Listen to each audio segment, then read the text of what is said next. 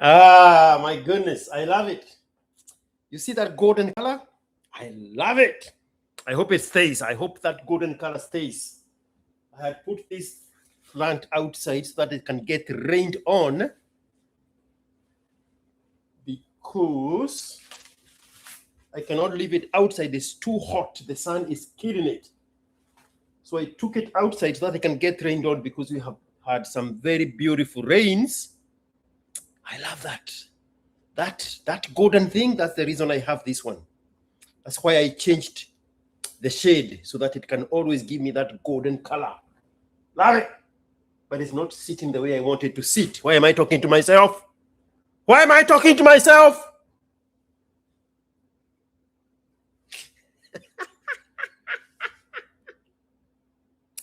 Ah, man, what is going on here? You know what? I had this customized made thing with the name ASKiQ Watson. I don't know if you can see it. That's ASKiQ Watson. ASKiQ Watson. Well, the I is there. You see it now? You see the I at the top?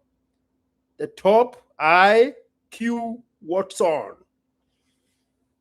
But I like the other one. I like this one.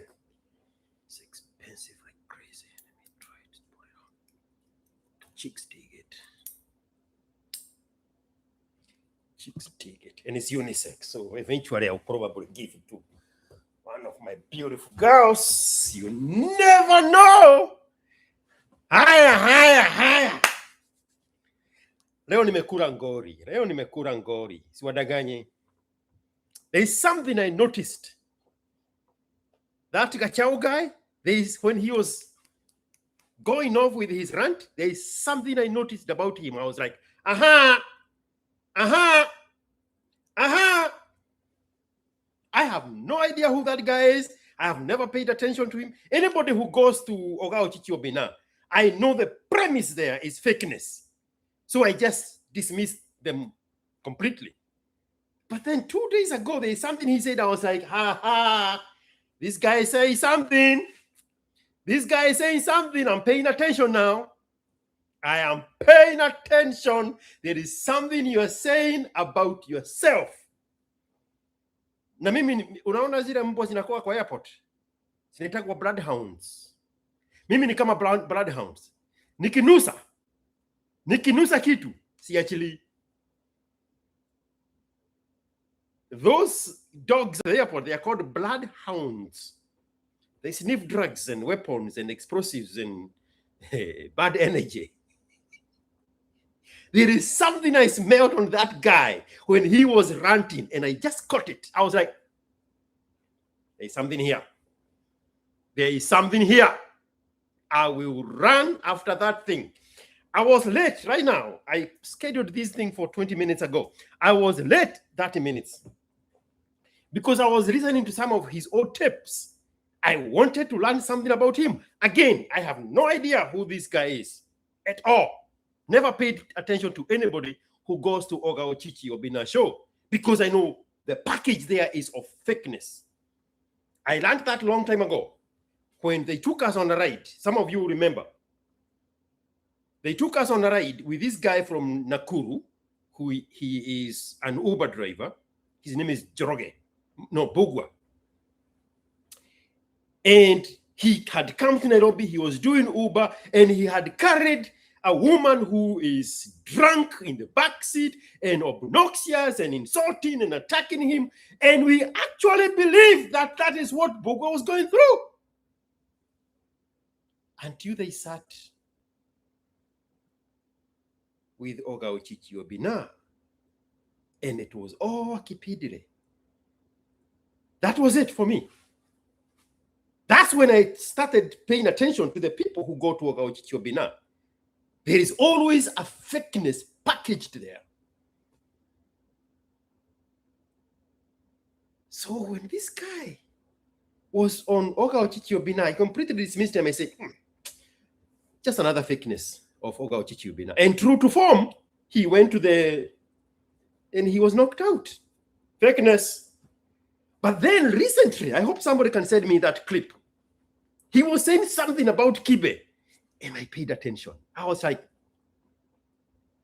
is you talking about yourself, mister? Are you telling us about yourself?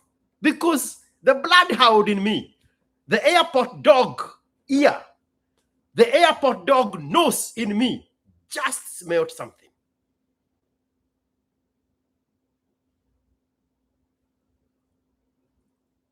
Tell us more about yourself. Because the moment you start speaking about Kibe, there is something about yourself that you're telling us. That is what I caught from him. We are going to go through all those. I spent 20 minutes going through his old tapes, his old recordings, his own words, to confirm that what I caught is being corroborated with this he have said 2, 3, 4 years ago. And true to form they have. I am a bloodhound. I know what I'm looking for. And I had it.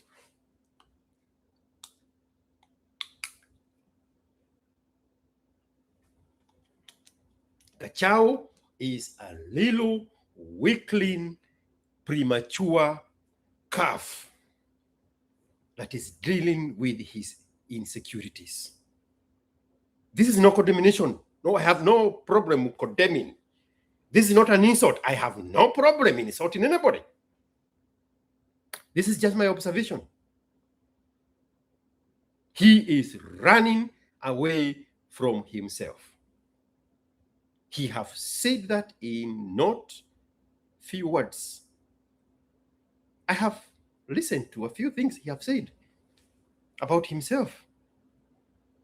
Because the moment he started saying things about Kibe, Kibe this, Kibe this, Kibe that, Kibe the other, I was like, wait a minute.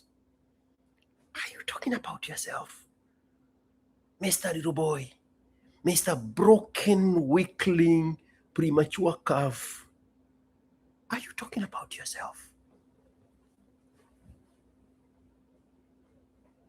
He is talking about himself. But why are we here?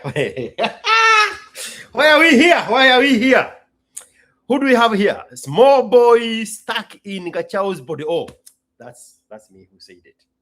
Yes, he is a very small boy stuck in Gachau's body. There are some demons he's fighting. In one of the clips I listened, he is talking about himself posthumously. He see himself dying young. He knows. Bro, people will play this tape in a few years about what I'm about to say. He see himself dying young because of the choices he has made to compensate for the weak boy inside of him. And this is not some abstract conversation. He was talking to a radio station, a proper mainstream radio station, not too long ago.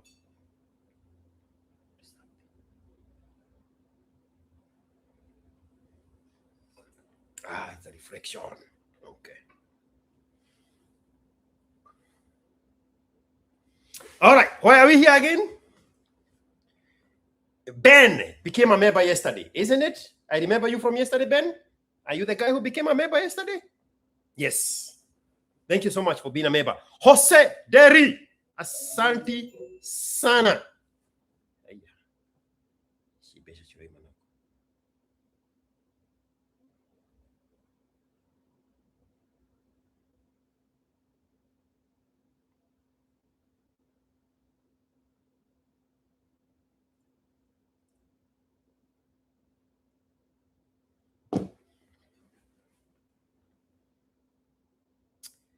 Joseph Ndungu. Ending the week with another banger. That is the new guy, Ben. What is your other name, Ben?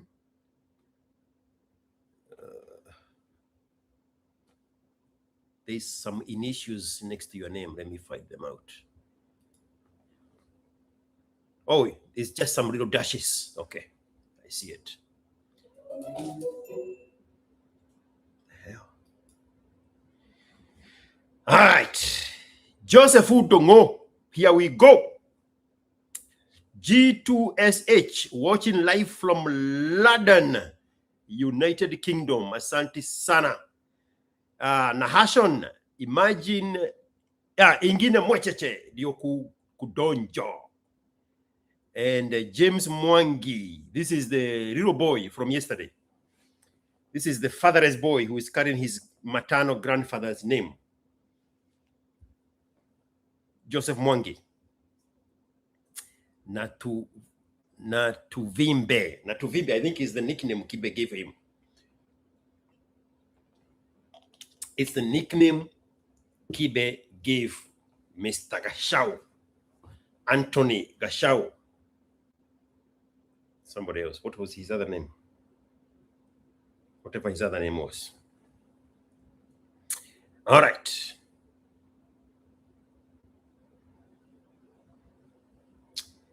I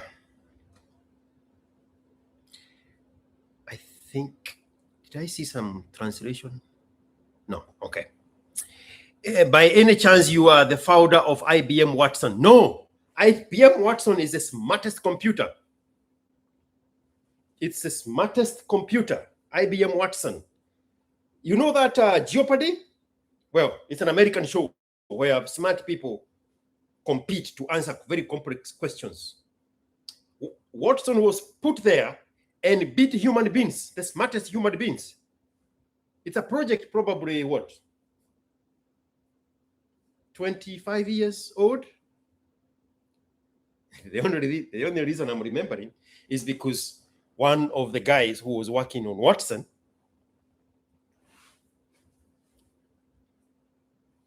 I dated his girlfriend for 18 months.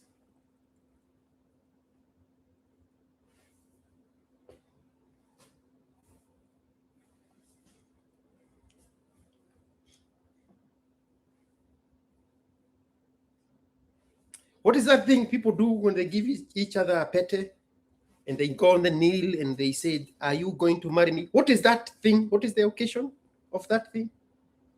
What is the name they transfer from girlfriend to something else? That girl was that thing to that guy. We worked together. The name, the title they occupy. Aha, fiancé. They were fiancé. But we worked together. The other time I was on some other show and I was saying the best sex you can get is at work. This conversation is not about sex, just to be sure. The best sex you can get is at work. People sleep with the people they work with. There's nobody who knows that better than the corporate women in Kenya. Wanagawa sana kwa ofisi. Why do you think there is a proliferation of Airbnbs? That nobody sleeps in them. You know that's a phenomenon in Nairobi Airbnbs. Majority of Airbnbs in Nairobi, they are occupied less than 3 hours. And nobody ever sleeps in them. And the ones in the highest demand are the single rooms. Because all they need is a bed for a few hours. Maximum 3 hours. There's married people don't have 3 hours to themselves.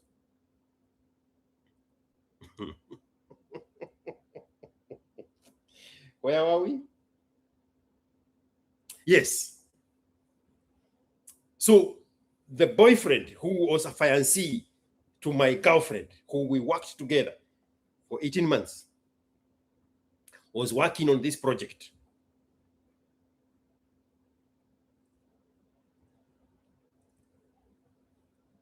I just remembered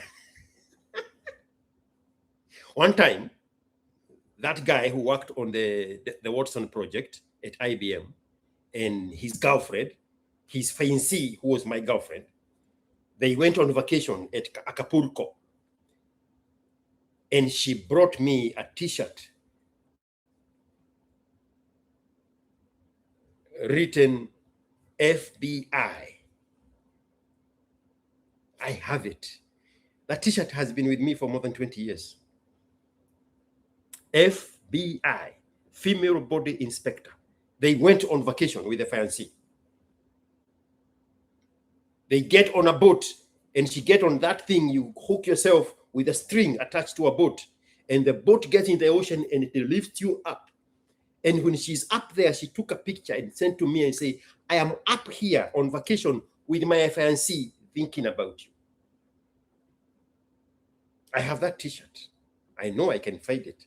FBI. She sent me that t-shirt from Acapulco. The best sex you ever have,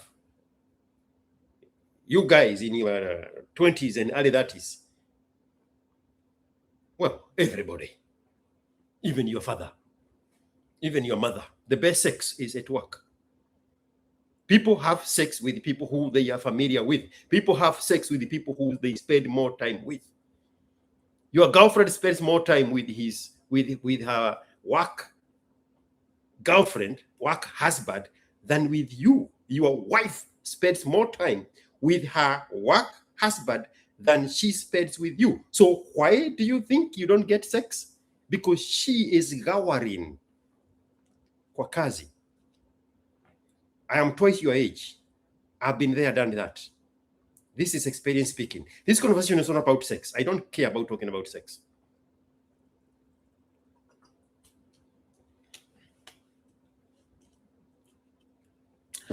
This is this is James Mwangi. They are saying, no, I am not the Joseph Mwangi. My name is James Mwangi. Are you related to Gichuki, Mr. James Mwangi? Are you related to Gichuki? Na tuvimbe ni tutam. It doesn't matter. This is not about politics. There is something that guy said in his rant about Kibe, and my bloodhound nose smelled something. What were we talking about? Why did we bring about the issue of...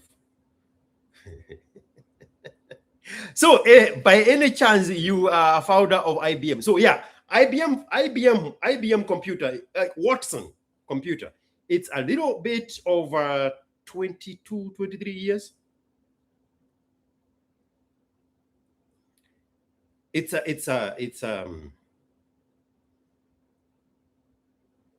think it's what AI was before there was AI. One time they brought it here on Jeopardy. If you're familiar with Jeopardy, and it was beating the smartest people on Jeopardy. Quick.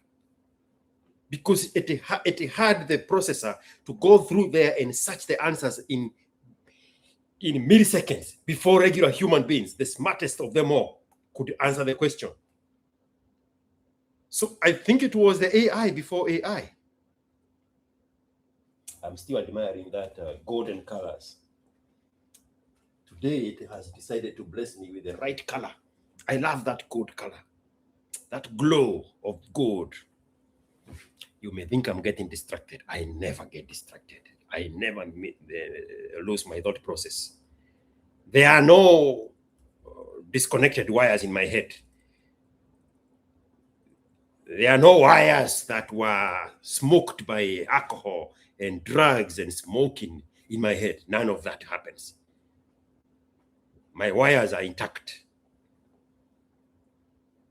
Chiapo Ali, why are you deleting your messages, Ali? What had you said in your message? Ali, you are going to bring the same X energy here, Ali? Hujipedi, Ali? You don't love yourself, Ali?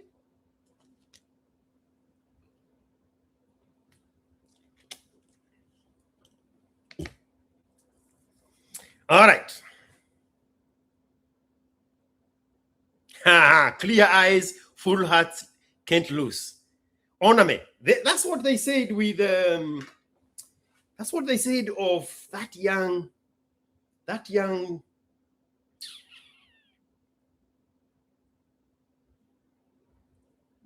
man, I can't remember his name. There was this influx of don't tread on me. You know that movement? the Tea Party movement in America, Don't Tread on Me. During that madness of Don't Tread on Me, there was this very young guy that became Speaker of the House.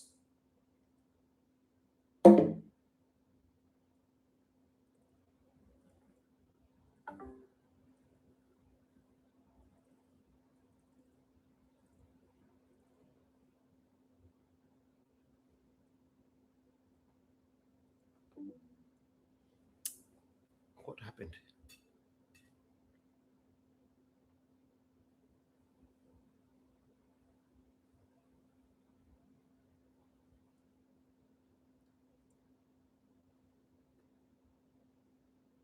Clear eye, full hearts can't lose. Clear eye, full hearts can't lose. Which one is that Tea Party Don't Tread on Me guy that became Speaker of the Lower House, was associated with that term?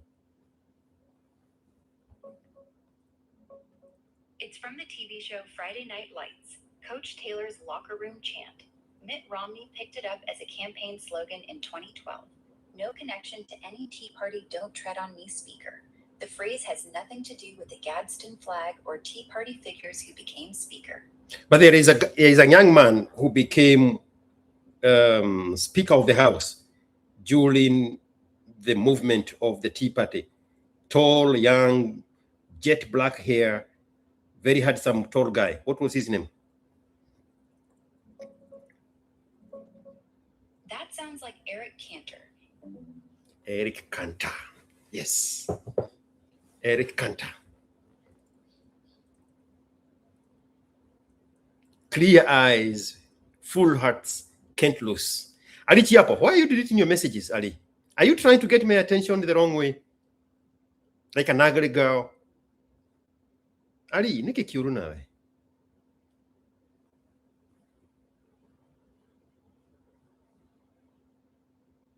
All right. I don't have time. There is some zinger I want to deliver to Mr. Natuvimbe.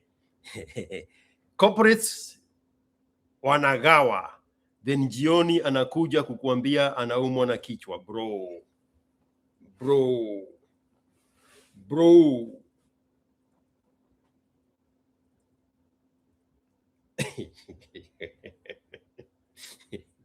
I'm biting my tongue because I was about to tell you the best sex I've ever had is with other people's wives and other people's girlfriends and other people's fiancés at work. Today, I got time and went to watch the previous video. Those guys come in here with compliment, but in real sense, it's an insult. One sentence to them, hey, welcome to the real world, bro. Me no black people. Me no black people. Black people, pay attention to what I'm saying. Just postpone you getting insulted by me using the word black people for 2 minutes. Okay? You have postponed your selective outrage. Black people's culture is to look at things from the negative point. How are you doing today? Not too bad. How is the weather today? Not too hot. How does this dress look on me? Not too bad. How was the food? Not too bad. Not too salty. Everything is viewed from the negative position. How are you doing today? Not too bad. How are you feeling today? Not too bad. Nakugeria tu, nikujaribu tu. Everything about the black people, the culture of the blackness, because of the history of colonialism and apartheid and occupation and slavery, they are always coming from overcoming something. So their life is dictated by the struggle. So when you ask them how they are doing, not so bad. How do you feel? Not so bad. How is life treating you? Not so bad. How are you feeling? Not so bad. Have you gotten enough money? Not too bad. How was the vacation? Not too bad. Everything is from the negative point. There is no sunshine. There is no, I'm doing great, I'm healthy, I'm happy, everybody is happy and healthy, we are doing great, I had a good time, it's excellent, I have made more money than I've ever made in my... No! No!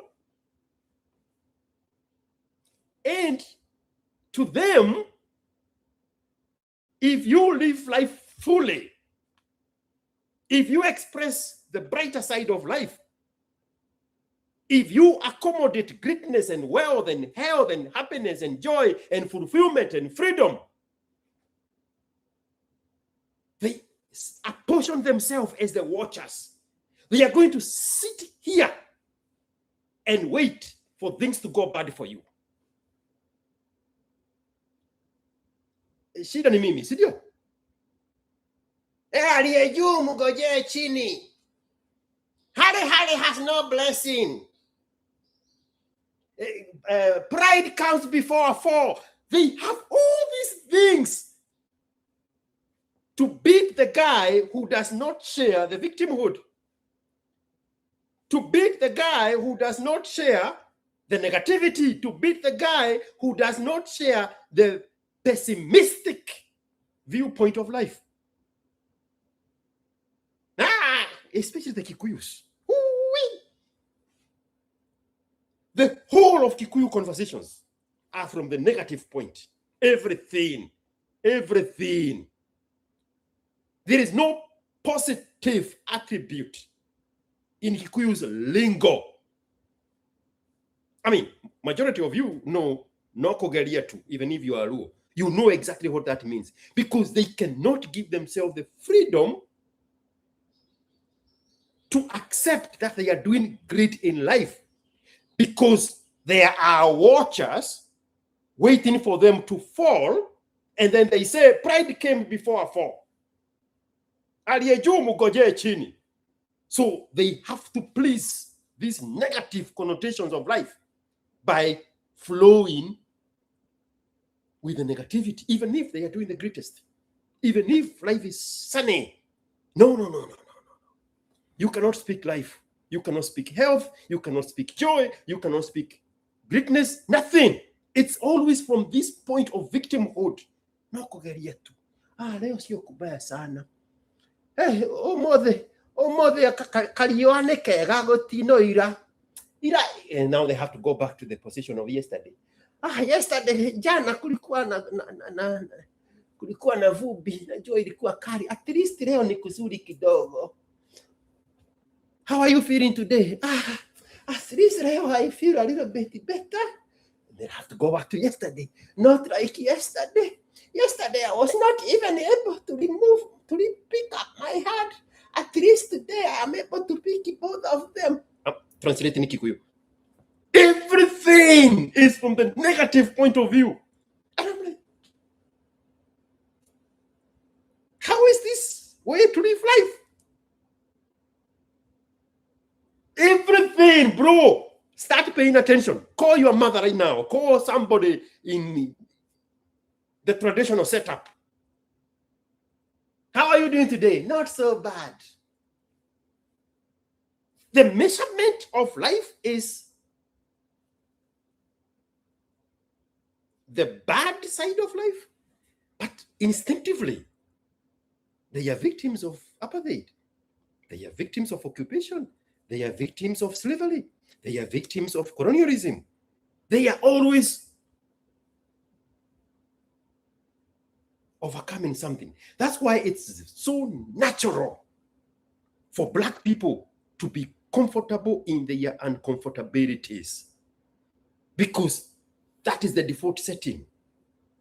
Life was never supposed to be sunny. Life was never supposed to be great. You are not supposed to have good health. You are not supposed to have wealth. You are not supposed to be happy. You are not supposed to have joy. You are not supposed to have freedom. You are not supposed to enjoy anything. You are not supposed to have good things in life. You are not supposed to eat good food in life. You are not supposed to have a beautiful wife. Everything is from the viewpoint of negativity. Naturally, like nothing. And if you don't share that with them, then they have phrases. Pride comes before a fall.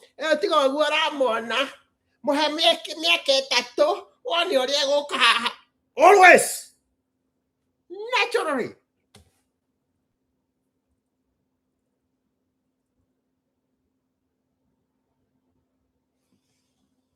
Sasa hiyo unajishuku, halafu nakasirika because I'm calling you out. Sidio?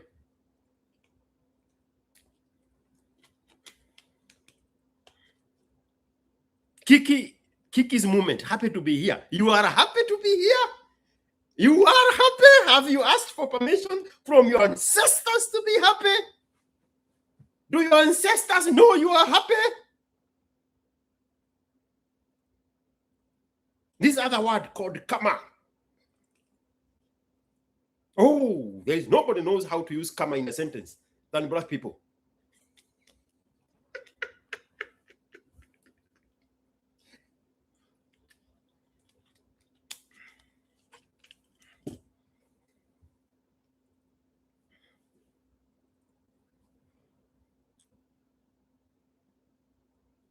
Arichiapo, do you think Rigiji has power over the mountain after yesterday's results? Ali, I'm not going to talk politics. Number two, Ali, I'm not going to talk politics with you. Fair deal? I'm waiting for you to apportion me umeogopa. The ogopa part I want to talk about.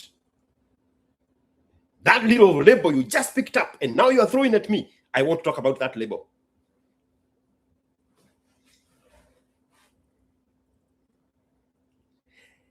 Nervous Herbert. For sure, everything is from the negative. They want you to share the victimhood. This year, I can easily tell victimhood from the first 3 words. You opened my eyes. It's crazy. Our language is full of victimhood.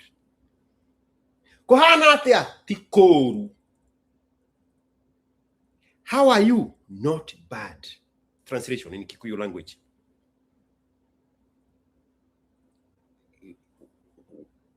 When the greetings is kohanatia, it is how are things. Not to be confused is ohanatia, how are you? But does not matter whether it's kohanatia or ohanatia. The response is always from the negative point.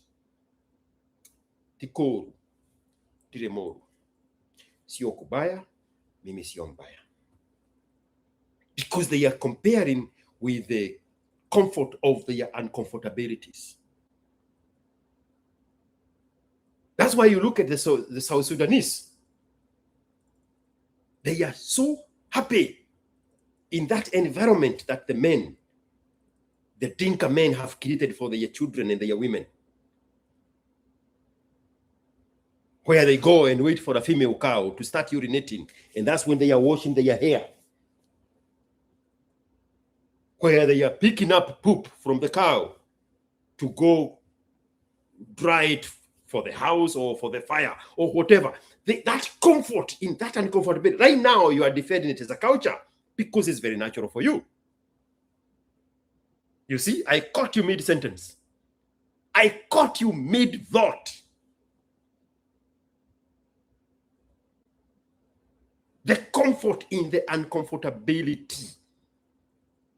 The Kikuyus that came to central Kenya, look at the kind of houses they built. The Kikuyus who stayed in Congo Forest, look at their life. The Kikuyus that went to Cameroon Forest, look at how their life is.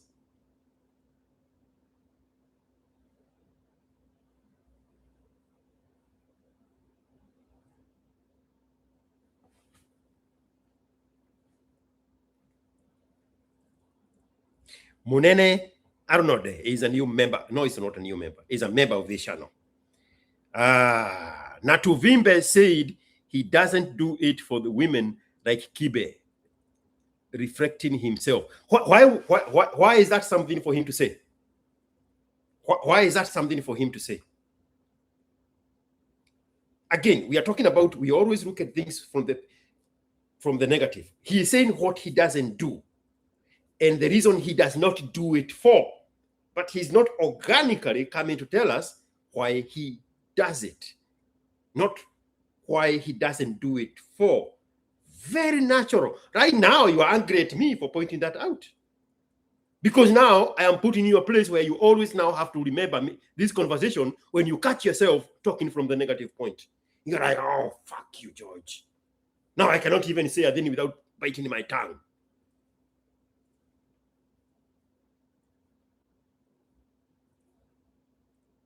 Exactly. If you don't share the victimhood, they attack you, or if they see you have freedom. Oh, there is nothing black people hate like than freedom.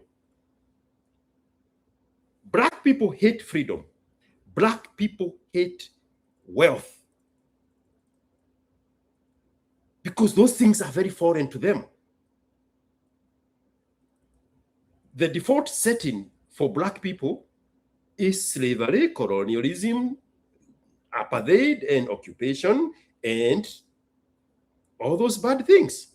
The default setting for the black man is poverty and misery.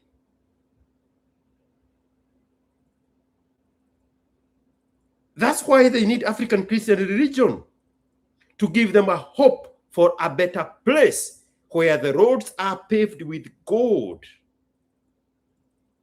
But they have no appetite to have those things here. Right now, one more time, I am the problem for saying those things to you. I am disrupting your peace in the comfort of your uncomfortabilities. You have already created that thing. Chini. Pride comes before a fall. You have been conditioned to reject greatness naturally. What do you think council culture is?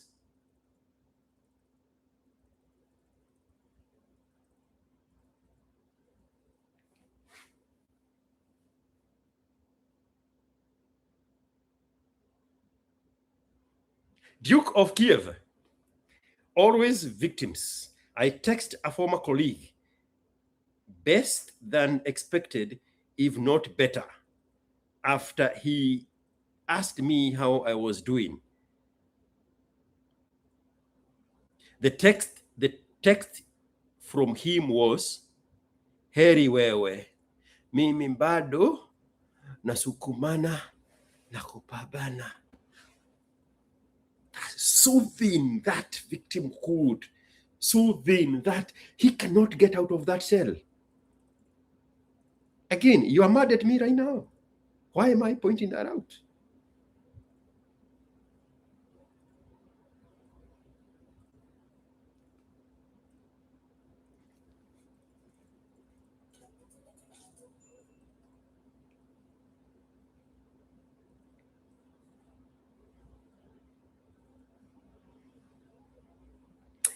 Peter Githui is a member of this channel. Githui is a Kiambu name. I would want to understand what is this thing you see in Ruto that is so great in your eyes, yet he's not able to keep his house in order. Which house? Which house? Which house has he not kept in order?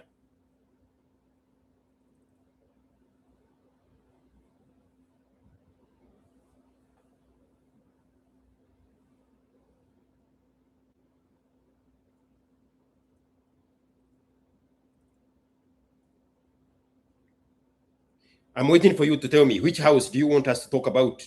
Ruto's house that is not in order. Hello? What was your name? Mr. Peter Githui, the Kiambu guy?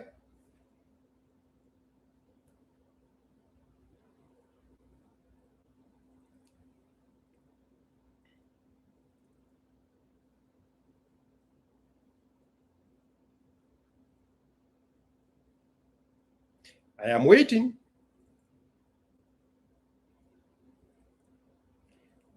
Do you want me to play the Chainsmokers song?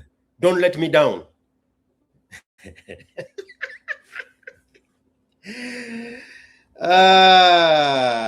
Don't let me down, mister. I'm waiting. You people are used to fakeness. When you face reality, you don't know what to do with it. Because you are used to people who you tell things, but you have scared them so much, they never respond to your comments.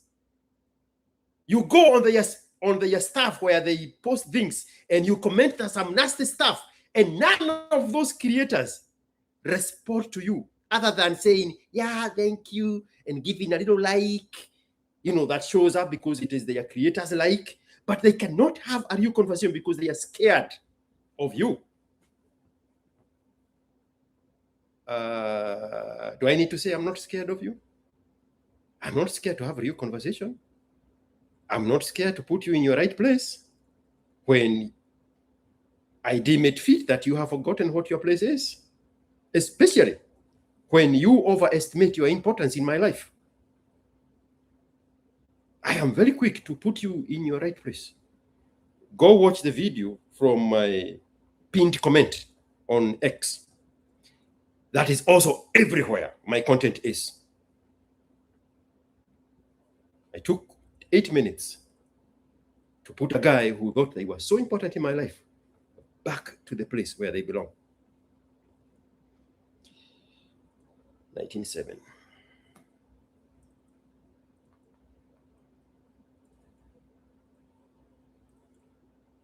The thing you call arrogance. Let me finish the sentence in your head. The things that pride goes before a fall. Those things from your negative viewpoint of life. You see? I am the fire of Kwotewo Mbali. 1907. 1907. There we go.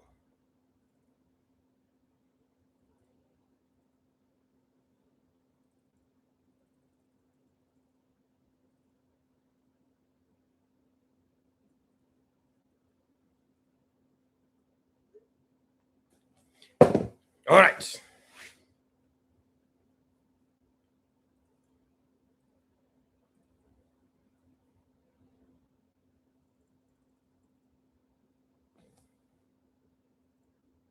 Oh, yeah. We are still waiting for the guy, the Peter guy, to tell us. I would want to understand what is this thing you see in Ruto that is so great in your eyes, yet he is not able to keep his house in order. What is the context? I have nothing but time to address that story, to address that question. What is the context? Duke of Kiev, very true, no space to share the victimhood with losers. Ben, the new member. Fortunately for me, I never had that language at home. I don't speak negativity thanks to my parents' example. That is where I come from. I don't know that language. I've never had my parents speak from the negative viewpoint of life. But we hired Kamba, hand help, farm help. We hired Meru, farm helps. The villages, the people, the women in my village, they always came to do manual jobs at our home, whether it was harvesting or pruning or planting or kupalilia season. And the language is just that one of negativity over and over. There is no brighter day. If you make a mistake and say today is good, you have to go back and negate it with saying, not like yesterday. Yesterday was not good.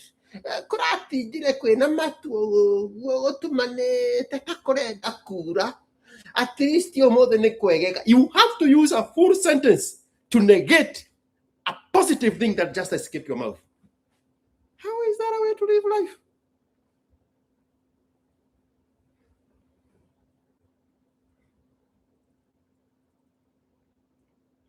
Peter Gedoi, Everything seemed to not work to his favor. Politics aside. Bro, you have not told me anything. So this thing you're pointing at is not politics. Okay? Politics aside. So don't tell me what we are not talking about. We already figured out it's not politics. So what is this thing? Come on, come on. Are we in that grade? We are still learning how to make full sentences? Peter Gedoi? Okay, we have deduced. It's not politics. What is it? Not what it's not. What is it? Minister from negative? Me, I have all the energy. I have all the language. I have all the time. I have all the arrogance to speak like this.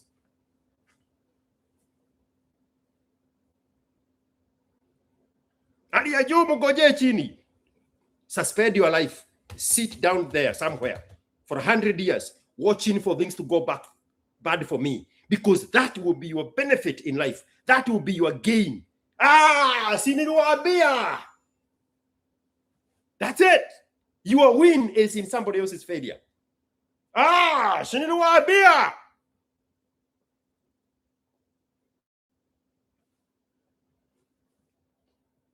Munene Arnold is also a member. A lot of good members coming through. What is going on here?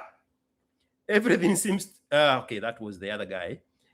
When you tell people you are doing well, and sometimes I add extremely well, intentionally, and one moment.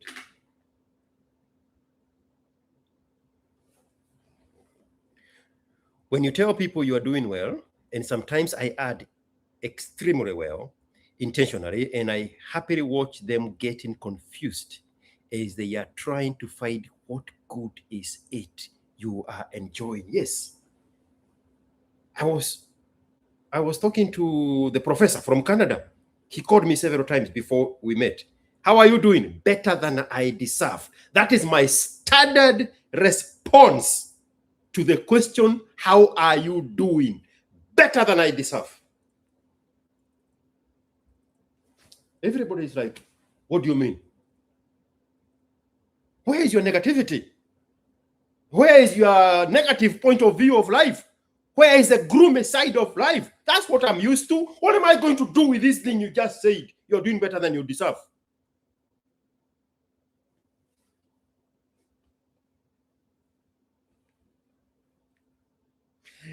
Haraka haraka, mister. We need to talk about Mr. Tomasos.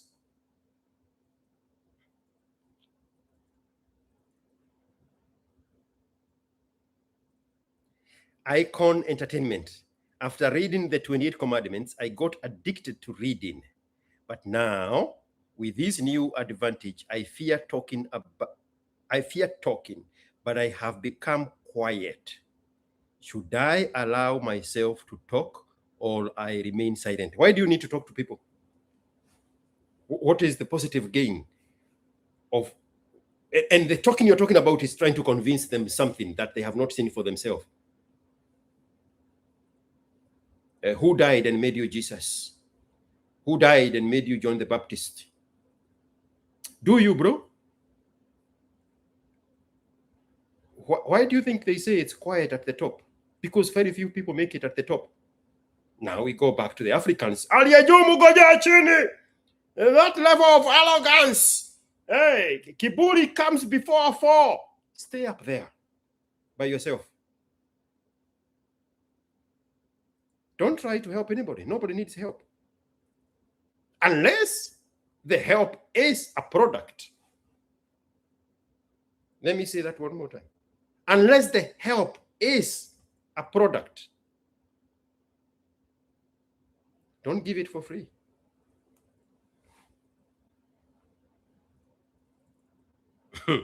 This is a Herbert, Terin Peter. Welcome to the real world. No, more like welcome to extreme logic.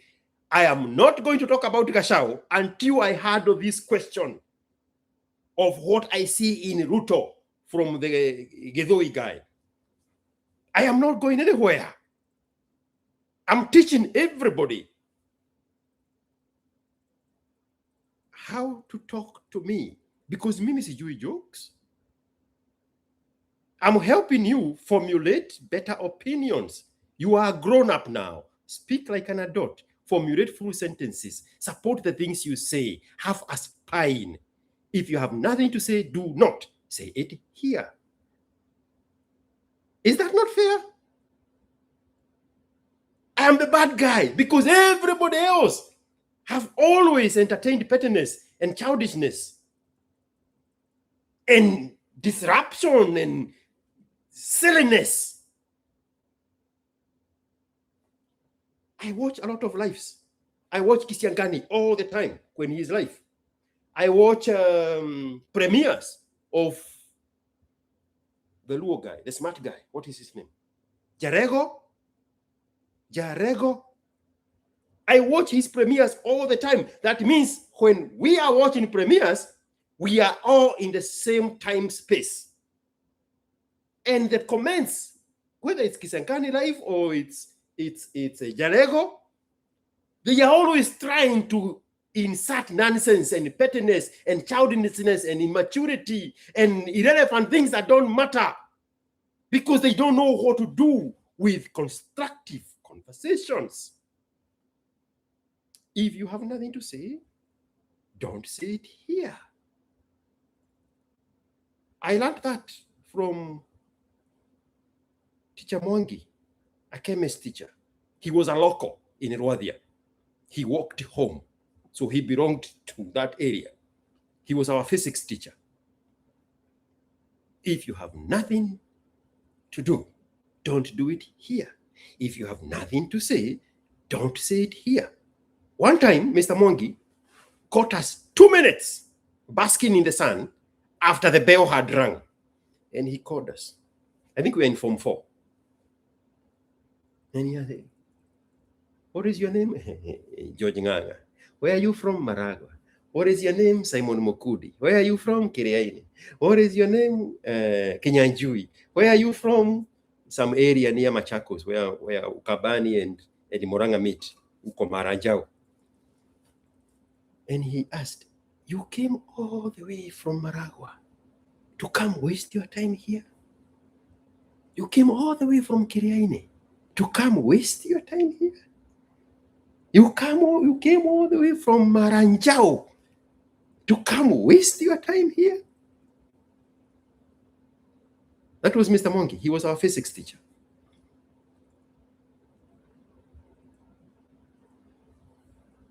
If I have nothing to do, I go to sleep in a very beautiful, comfortable bed. Do you want to see my bed?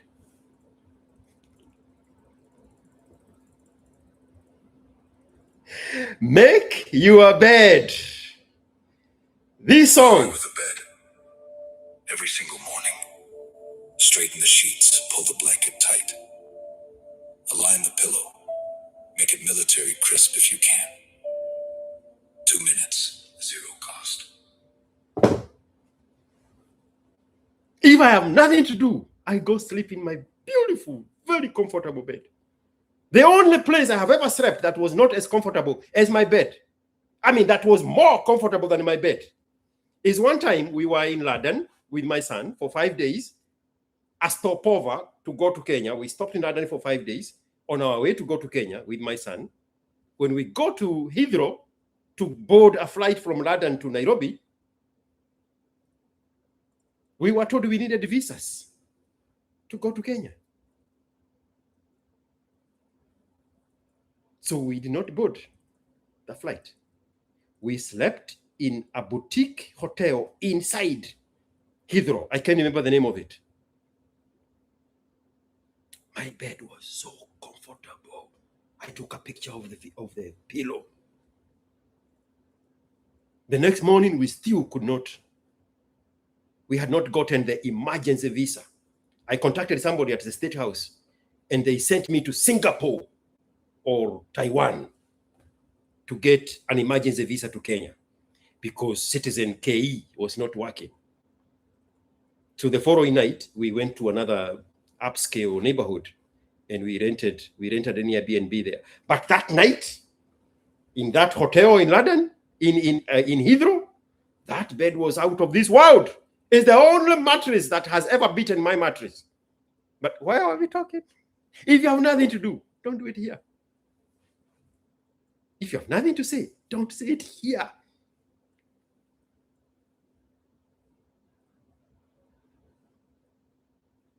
That label you are throwing at me, if you look carefully, that's my middle name.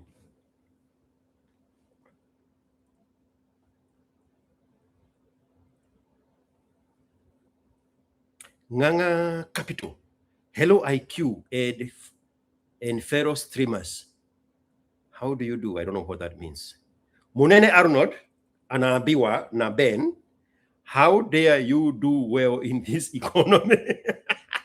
It is what the victims are thinking. Somebody sent me the video of Gachau addressing Kibe. Let's go straight to that conversation. On my +1 512-738-6400 number. Please send me that video. Let's go straight to that conversation. I know that's why you are here. We are not going to get a conversation from the guy who wanted to shine with why I think what I see in Ruto. He's not talking about what he sees or doesn't see in him. He thinks now he has grown enough balls to question this treasure of my opinions of Ruto. I am ready to answer that question. You said it was not politics. I am ready for that which it is, that is not. Anytime, bro, wake me up at 3 o'clock in the morning. I do have an opinion. Do you? You are waiting for my opinion to be your opinion. You are waiting to hear my opinion and say, is that opinion? The opposite of that now is my opinion. But you don't have an organic opinion of yourself. You don't know how to have an opinion.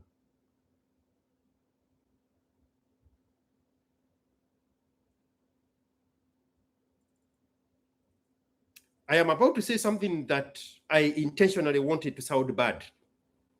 Women do not have organic thoughts. Women don't have plans. Women don't have ideas. They wait for the men they want to dominate to have an idea. And dependent on the level of respect of that man, if they respect the man, they flow with the direction of that man. That's why it's very important for women to be, young girls to be raised by their fathers, so that they know where to apportion respect, honor, submission, and follow. But majority of you are inundated in relationships where your women do not respect you. But they are not going to suggest anything. They are going to waylay you to come up with a plan, and instantaneously, the opposite of that plan becomes their plan. I'm speaking things you live every day. Every day. 5 minutes ago, your woman negated your idea that in your head, you thought it was so good. 5 minutes ago, you came running like the 7-year-old boy that you are and say, hey, honey, I was thinking it is best we move to a house that is closer to the school because that area is also closer to work, so we can be saving Airbnb. And then instantaneously, she had an opinion to negate your opinion. But organically, again, it's intended to offend. Women don't have ideas of themselves. Women don't have their organic thoughts. Their thoughts are shaped by the exposure of the men in their lives. And dependent on the level of respect or disrespect of that man, the reaction becomes the response. You people live that every single day. You know exactly what I'm saying, but because it's something to offend women, now you want to be offended by me saying something about women because you don't want to confront the reality I just said about your life. Take me that place you want to take me. It's not going to erase that what I'm saying is true. Your plans have never sufficed at home. The moment you come up with your plan, she negates them. All of them. Go watch a video. It's almost a year old. Is a married man a weak man? It's not the first time I'm saying this. Go look for something to add up with the selective outrage you just got right now. George is talking negative. Women hater, misogynist, chauvinist, all those beautiful labels. But you know that is your life, bro. None of your plans have ever sufficed in a relationship. Not because she had hers. No, because her job is to negate your plans. And I don't know you, but I know that's true.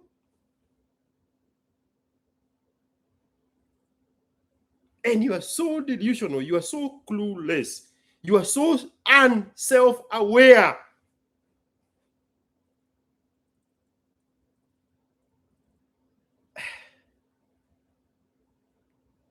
Majority of you men, and you are going to see this to be very true, whether you are looking at your weak father, whether you are looking at your weak brother, whether you are looking at your weak uncle, whether you yourself are that person, they have learned to keep quiet. Because now he's 47. But the no, when he was 7 years old with his mother is the same no is being repeated 40 years later with his wife. He has been told no too many times. It reminds him of the little 7-year-old he was. No, Johnny, don't do that. No, Johnny, don't do this. No, Johnny, don't do this. And now the wife took over from the mother-in-law, and the wife is the one always negating everything you say. I want you to be angry at me because I'm saying the truth. I want you to fight a way to suppress this freedom to say what I'm saying. And then you take a stock of your life and find out if you being mad at me, you projecting the reality, solved that problem of the prison you are in, and the prison warden called your wife in your house. You have never come up with an idea, because with time, you learn that your ideas are always shut down. When men ask you for a plan for tomorrow, they say, Goja kidogo niulize mama. Instinctively, the person you are calling is your mother when you're 7 years old. But now you're 47. But the issue here, it is the potential no that you had when you're 7 years old. So you know, before you shame yourself, before you display your weakness to your fellow guys,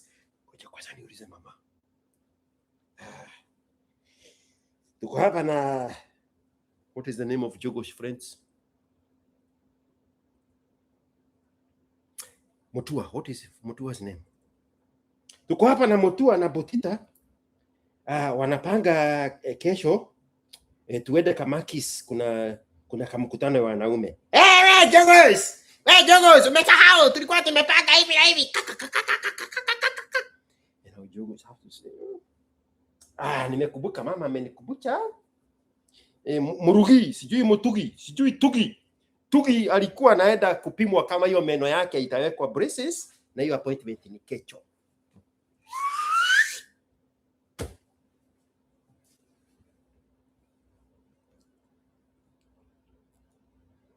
No, haujachelewa Mr. Rono George. Story bado haijaanza.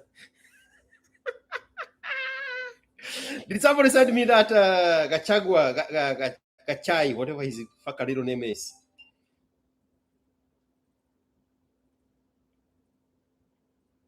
Yeah, I think we have it.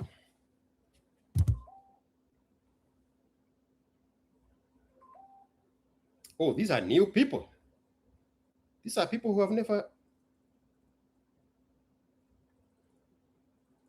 Somebody had put me in a WhatsApp group.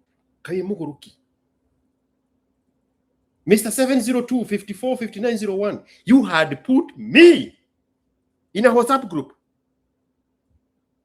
Haya. Kaiwe Muguruki. Somebody who is very new to this conversation have sent me the videos. Their number ends with 972. And also, somebody who is very new here have sent me my own video. This is not the one I want. I thank you for saying though. I want the other one that was sent by this other guy. All right, here we go. But before we do that, there is somebody here who have sent some beautiful money. And there was another one also before that. Yes. Anthony Murithi. Oh, Anthony Murithi have sent me Australian dollars. Gapi tattoo. How do you comprehend patterns is godly? Oh, how you comprehend patterns is godly. Bro, I am about to show you some patterns of Gachau.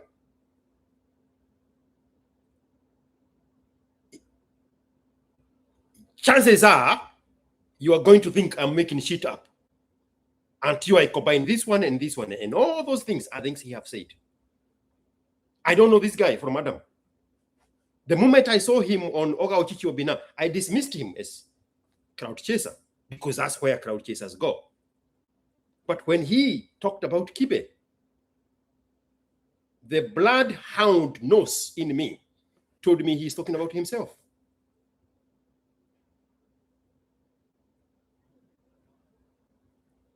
I have some clips to prove it. He's talking about himself. All right, somebody else had sent some dollarless. This is, hey, come on man, 6756 with $5 US. Those ones were Australian. It takes 1 1/3 of those to make 1 American. These are the real. Aha.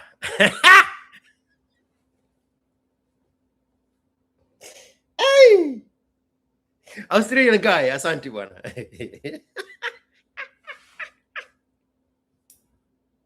The more I experience life, this is a come on man with $5 US.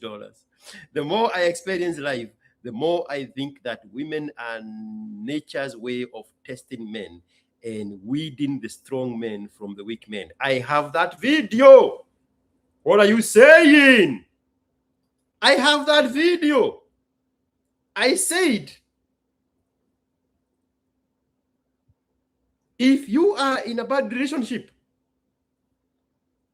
you are in a bad relationship by yourself. There is no single woman. There is no woman in a relationship. Not the word single in the context of they don't have a mate. There is no woman ever who is in a bad relationship. If you're in a bad relationship where you cannot have peace, the woman is the one who is denying your peace. If you're in a bad relationship where you cannot have sex, the woman is the one denying you sex. If you're in a bad relationship where you cannot have sleep, the woman sleeps comfortably. One of my very old videos here is from a text from a guy who, one of my very first songs is from a guy who texted saying that he just discovered that none of the children under his roof are his children. That's not the story. The story is, he was saying in the text, last night I stayed up thinking what I need to do, and she is deep asleep next to me like nothing bothers her. He had chanced on a chat when the wife was taking a shower. The phone kept blowing up like Kisiangani. The same situation like Kisiangani. There is a Kisiangani song also. It's called Kisiangani's Heartbreak at 2 a.m. But this song here is very bottom. The very first songs I made. The wife's phone was going off. The wife was in the shower, so he decided to look. And it's a thread with friends, with girlfriends, telling them that none of the children belong to him. One of them is 7 years old.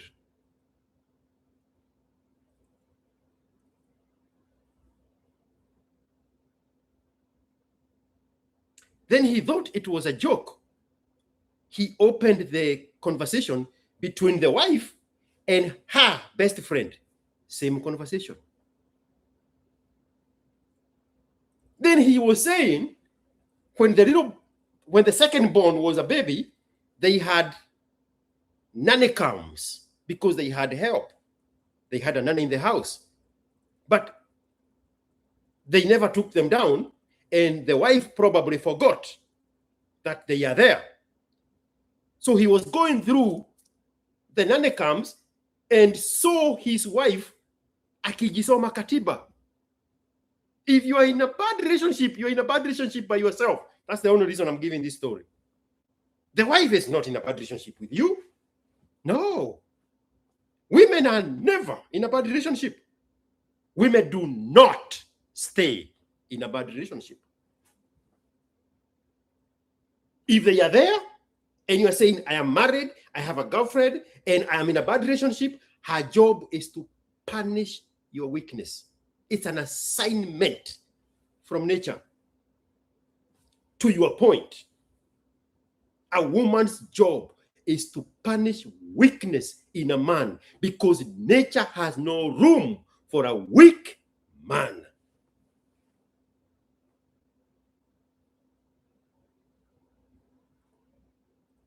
But women are never in a bad relationship. You've been married for 10 years and you had only had sex for 10 times. That woman gets fucked every week. Did I start her? You are the only one who is not having a sex in the marriage, not her. There is nowhere in any culture, there is nowhere in your African Christian Bible where a woman is prohibited from cheating. I know, very confusing. Very confusing. Kwani tunasomaka Bible moja? Nasoma hiyo Bible tena. There is nowhere a woman is prohibited from adultery. Nowhere. In the whole context of adultery is from the viewpoint of the man. In the African tradition, in the African culture, there is nowhere a woman is prohibited from adultery. Any culture, I name it, I'll give you an example. Any. Do they have a culture where if a man comes home and he fights a spear in front of the front door, he knows that his wife is having sex with another man, and he knows not to enter that house because his wife is entertaining another? Do they have a culture like that? Do they have a culture where there is an escape window in a house so that if the man comes and finds his wife having sex with a stranger man, that stranger man escaped through that window? Do they have a culture like that?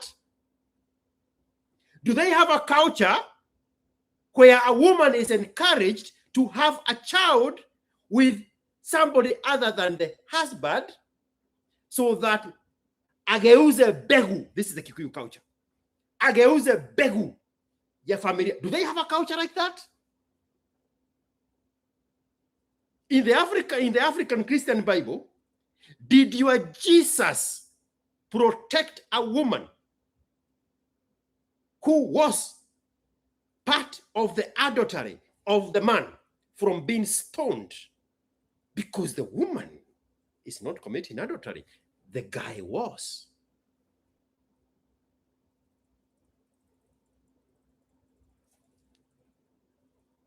There is nowhere in the culture, your fucking African Christian religion, where a woman is prohibited, where a woman is even included in the term adultery.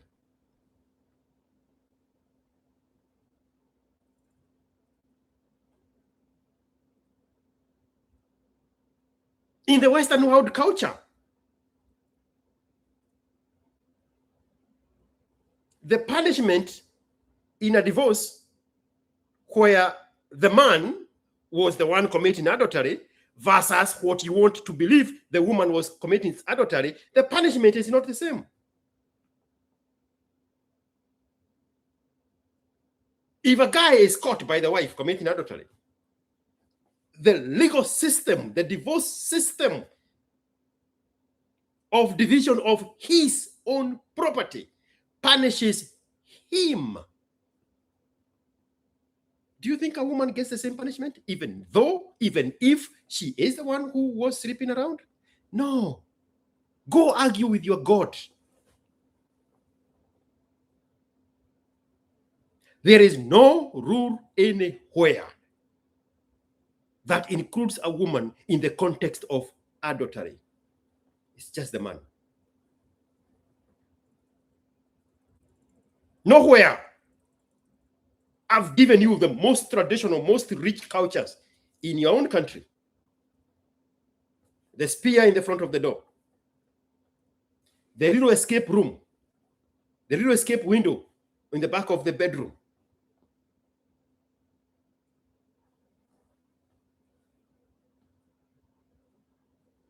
Umejishuku? Umejishuku? A woman's role in a relationship when it is not working is to punish the weakness of the man. I think the title of that video is called "There's No Woman in a Bad Relationship," or a woman's role is to punish the weakness of the man. I have that video. I do have that video.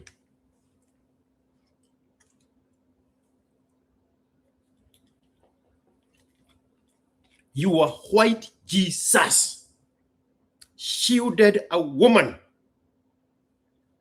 from being stoned. What do you think that did? It validated what I'm saying. Women do not commit adultery. Men do. Jesus was having a chit chat with a harlot by the well. They were pimmering each other's brain over Jacob's well.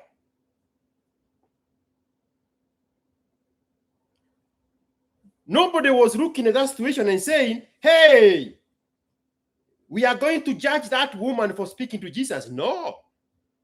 They were saying, hey, we are not sure about this Jesus guy. He is speaking to a harlot at the well of Jacob.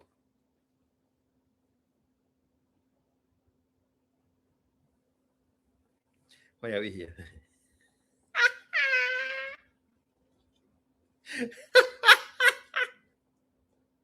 Little weak calf. This is the Gachau. We are coming to Gachau. I have the video. Thank you so much. The guy with the phone number 972.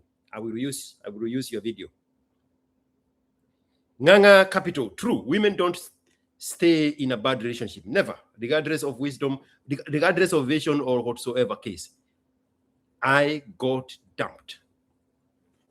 If you see a woman in a bad relationship, they have ran out of options. That's a very desperate woman. You do not want to be in a relationship with a woman who has ran out of options. Your marriages, you married men in your 30s and your 40s and your 50s, your marriages are being held together by men who are sleeping with your woman. That's the only reason that woman is in a relationship with you. Niseme hivyo tena kwa Kiswahili. You get sex 10 times a year. She gets sex 10 times a week. Those men are holding your relationship together with that woman. Be thankful.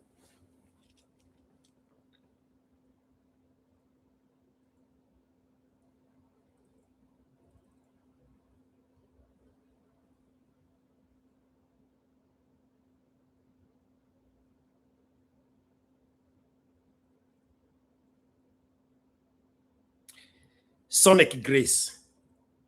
Is that a girl? ASKiQ, now I understand why sex workers at night are not caught, but the guy akinunua is caught as soon as he leaves the lodging. They are called Jones. They have a name. They are called Jones. Jones. The guy who buys sex from sex workers. Jones.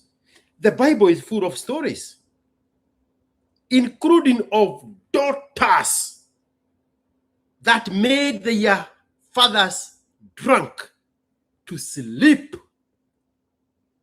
with them. You are African Christian Bible. Is there any condemnation on those daughters? The Bible has a story of a woman whose young husband died before they had children.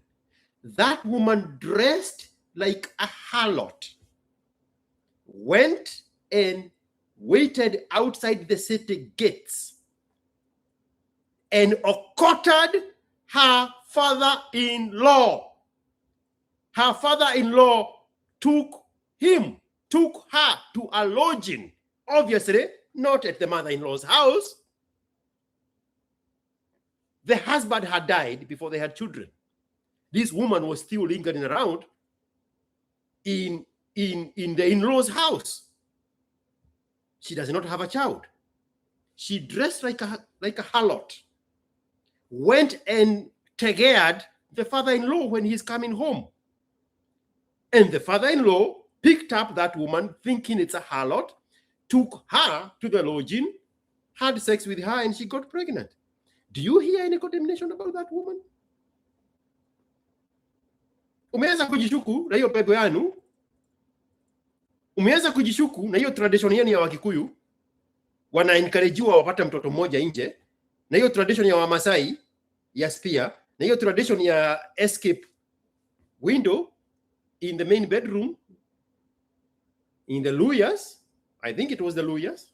Umeweza kujishuku. Women do not serve mankind. Women serve nature. They have a different assignment.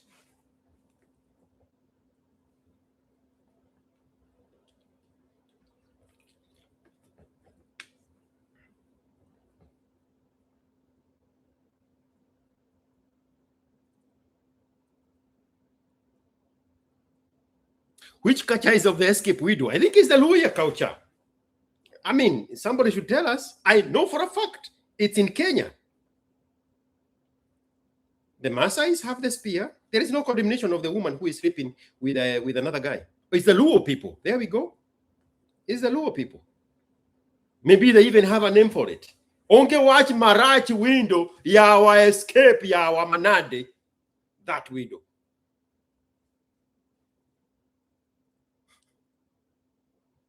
A woman can be with a man just to survive. No.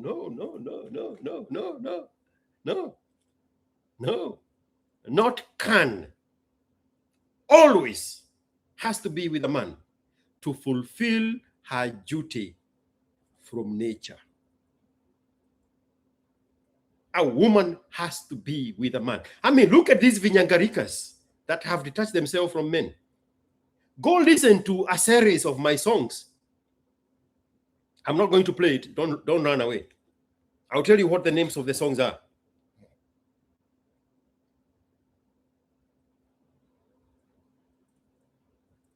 Where is my... Start with a bed. The songs' name are...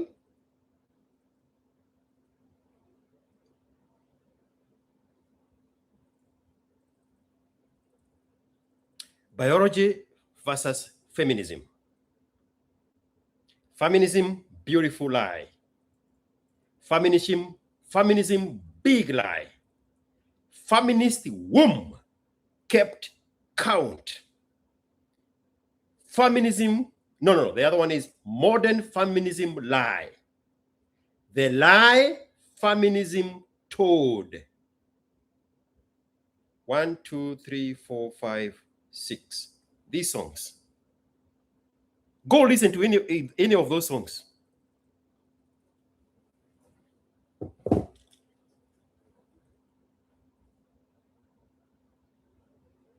In the Jehovah's Witnesses church, if you commit adultery as a man, you get a harsher punishment. The woman is just warned and let go. That church is very harsh towards the man. Anglican Christian Church, my own CPK church in my village, one of the elders, the ones who wear the blue and white, what are they called? Lay leaders, was caught with a woman in church. The ones that wear clothes like this.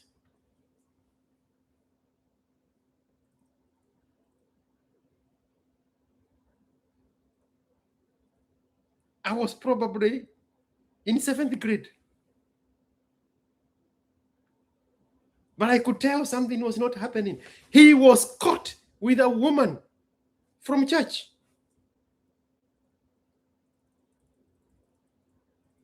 The people who wear clothes look like this, blue and white. He was stripped that uniform for 6 months. And he could not sit in the front of the church for 6 months. The woman, nothing happened to her.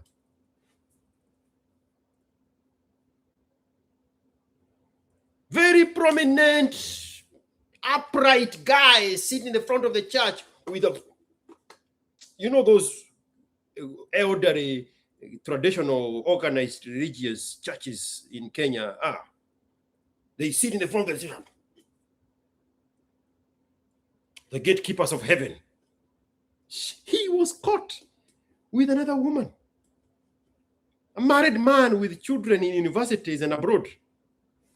One of his children had gone to Japan for further studies. Honorable man. They stripped that uniform for 6 months from him. And he has to sit in the pews like the rest of the humans. Not in the front where the Jesus comes first. Nothing happened to the woman. Me no people, bro. ASKiQ. At the time, it used to be called CPK, Church of the Province of Kenya. The Anglican Church. The Episcopal Church. Collins Muitia, the boy with 200 Kenya shillings. Let me like that thing. There you go. There you go. That's why I focus on what I am doing, not her. That is a married man who has made peace with both his prison and the prison warden at home. I will say a prayer for you, Mr. Collins Muitia, the boy. Nimekusemea ile ya Catholic Church. Peace be upon you. Hey!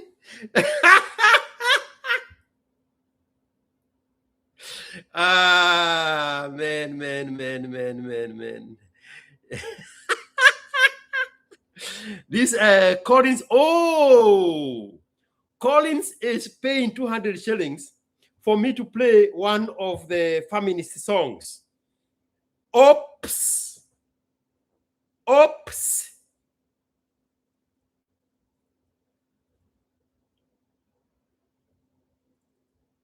Ningani tadunga vizuri.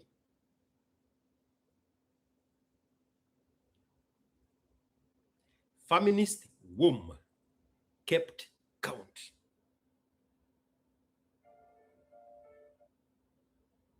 Amelipia to do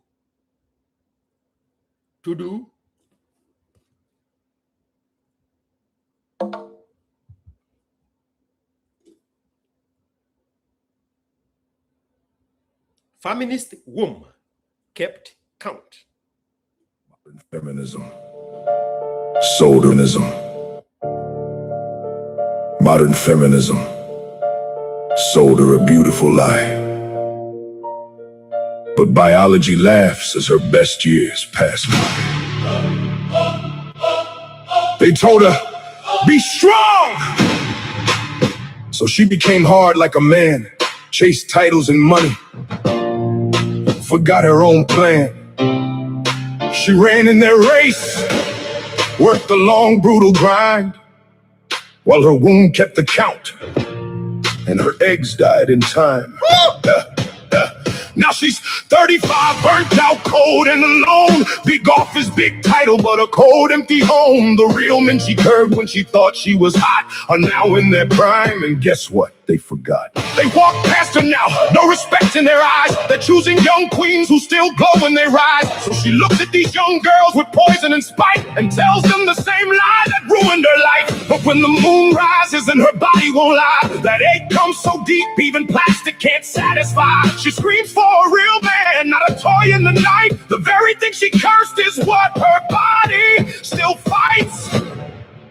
Modern feminism sold her a beautiful lie, but biology laughs as her best years pass. Modern feminism sold her a beautiful lie, but biology laughs as her best years pass by. They told her that strength meant becoming like men. Cold, hard, ambitious, that's power, amen. She chased the promotions, the titles, the grind, while her eggs slowly died, one by one, lost in time. Now she's 35, burnt out and alone, plateaued in her career with an empty home. The good men she rejected back then in her prime are now in their prime, and they don't waste no time. They glance at her struggle, her degrees and her grind, and smile at the young girls who still feel soft and kind. She watches them blooming, her chest full of spite, and poisons their minds so they share the same fight. But when the moon pulls and her body rebels, she craves for the real thing no toy can do well. She'll ride on her plastic, still cold and alone, then cry for a man when her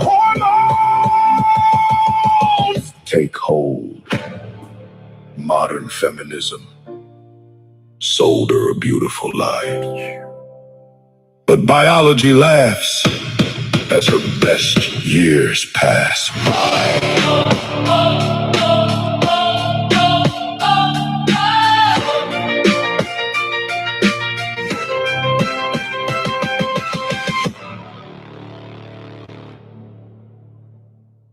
Mimi SMZ. Mimi SMZ, bro. Mimi SMZ. You don't have to tell me, I tell myself. Mimi SMZ. Reuben Wainaina, not to be confused with Reuben. This is Reuben, like the son of Jacob. Was it? Yes, I think. When Rachel couldn't have children, hey, you guys, get the likes up. Where is the guy that gaslights people here to put the likes up? The likes are 60, bro. 60. Who are you people? 60.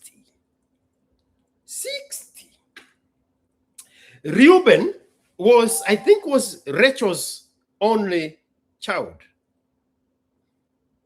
because Rachel only had one child and then she died during childbirth.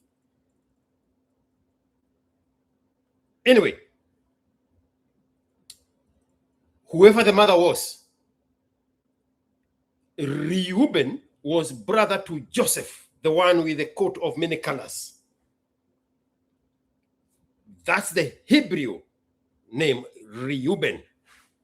So Reuben Wainaina with 500 shillings, but no message, Mr. Wainaina. Wapi message bwana? Eburudia hiyo 500 alafu weke message hapo. Yawa onge watch mabel kabisa. Thank you so much, Reuben.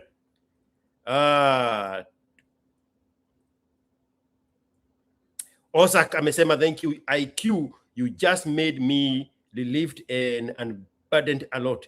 You have unpacked it well. Shukran sana. Allahu Akbar from Henry Mwangi.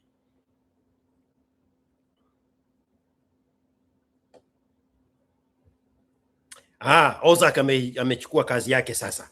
Like zipande tuwache roho black. Niliwaambia hizi mwili zetu huwa zinafurahisha wanaume, mkacheka sana, nilidhani jokes. Nataka tu watch hii video. You clown. Finally, we better to tiny balls to kuongea. Watch hii video. Kuna mse anaitwa Gachau, huyu mwenye alipigwa karibu dead. Natuvimbe. So Natuvimbe alipewa muscles, au rather alienda kazitafuta. So Natuvimbe kila mahali unamuona haizi bata shati because lazima akuwe anaonyesha na muscles. Ile kitu yenye inatamanika ndio anatuonesha. So Natuvimbe kila mahali anaenda ni muscles. Natuvimbe ni vile ana deki ya kuuza, otherwise alikuwa anauza deki, but to steroids yani tukafanya deki. So Natuvimbe hana deki lakini akona muscles na hizo ndio anauza. Juzi pale kwa Afrika after Kibe alitroll ule jamaa anaitwa Simple Boy, but nilisema Kibe gets to get away with a lot of trash, and you people need to understand the only time mimi naweza allow Kibe a get away with vitu anasema ni when he is not around. Kama ile time alikuwa US, hiyo time itusi kila mtu, but nowadays vile ako hapa Kenya ako very careful because he does not have the balls to catch punches in the face. But mimi nimdea nikamwambia, mimi yenyewe ukiongea mambo mbaya kunihusu mimi nitakutandika tu. And now you people mnangoja sana muone vile Gachau react. Now ukiwatch Kenya huyu jamaa anasema there are no facts. Hizo ni vitu zenye watu wameishi kuandika kwa comment section. In fact waliandika wakaandika time nilikuwa naanzisha brand yangu mpaka walichoka. Nobody makes such comments anymore. So Kibe, I need you to give me something more convincing. Unaona? Something solid inaweza nifanya niache shughuli zangu nikuje niweke hizi ngumi kwa hiyo saa, because I'll do that. Because hapo vitu umesema hakuna line umecross. Basically ni kuniambia kama Gachau unataka kunitafuta unitandike juu ya kusema hivyo, then unafaa kutafuta basically kila mtu mwenye aliyoandika comment kama hiyo, because those are not facts. Whatever you say it is not about me, it's about you. You want to express your incapacity, my friend. For instance, nimesema hapo hivyo iko na muscles, kwa sababu nimesema nimezipata, sikuzipata. Kibe, I need you to give me something more convincing. Unaona? Something solid. Juzi iliwaambia Kibe, I need you to give me something more convincing. Unaona? Something solid inaweza nifanya niache shughuli zangu nikuje niweke hizi ngumi kwa hiyo saa, because I'll do that. Because hapo vitu umesema. You see what happened there? This is some of the things I caught. This guy is 32 going on 33 years old. And when somebody says something he doesn't like about him, his natural go-to place is violence. Objectively. Is that a normal behavior? Before I say what I want to say, is that a normal behavior? In Kikuyu, and he is a Kikuyu, but he is a Kikuyu of Gwache. Those Left Valley Kikuyus, the Kikuyus from central Kenya call them Gikoyokia Gwache. So probably he's not going to understand this. Kikuyus have a saying, Baranea itoi. Baranea itoi. Gitoi. If I define what a Gitoi is, I'm going to paint a picture of him in your head. UNC alert. Kimani GG have sent me some stuff. Whatever that thing means. Oh, it's a jewel. 440 jewels. Thank you so much, Mr. Kimani GG. Gitoi. If I describe what Gitoi is,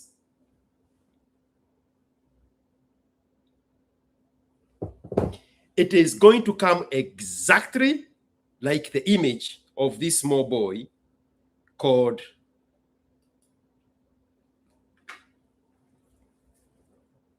Gachau.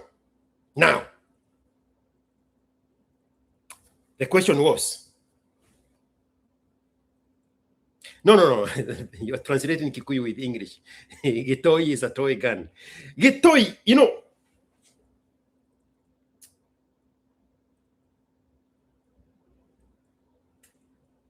it's not going to give the translation justice. Nikisema wajinga ndio hupigana, wenye hupigana ni wajinga, but Gitoi is not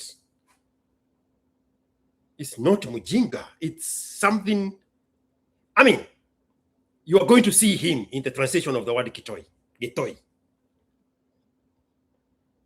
Long time ago, when we were little kids, they used to give stories of Nganosia Marimo, the folk stories. And there were these two giants that were terrorizing the villagers. People were scared of those giants. Marimo. And people did not know what to do with the giants because nobody can beat a giant. But there was one small boy in the village. He found where the giants slept at night. And before the giants came to where they slept, he was there first. He discovered that those giants, two of them, they slept under a mokorwe tree. The boy came, climbed on top of the mokorwe tree, and he carried with him a bag full of small rocks. You are almost there, Kimani. Almost. Almost. Almost. Almost. So he carried a bag with some stones, some small rocks in it. And he climbed up the mokorwe tree. And then when darkness came, the two giants came to sleep under the tree. In the middle of the night, the boy released a stone and hit one giant. And the giant woke up and started blaming the other one for hitting him. And then, no, I did not hit you, I did not hit you. Then the boy picked up the stone again and hit the next giant. And now this one is accusing this one of hitting. And they would quarrel and they'd quarrel, and then it would quieten up. And then he picked the rock again and he hits one of them. And this other one, when he did it more than 4 times, they turned on each other. And they beat each other to death.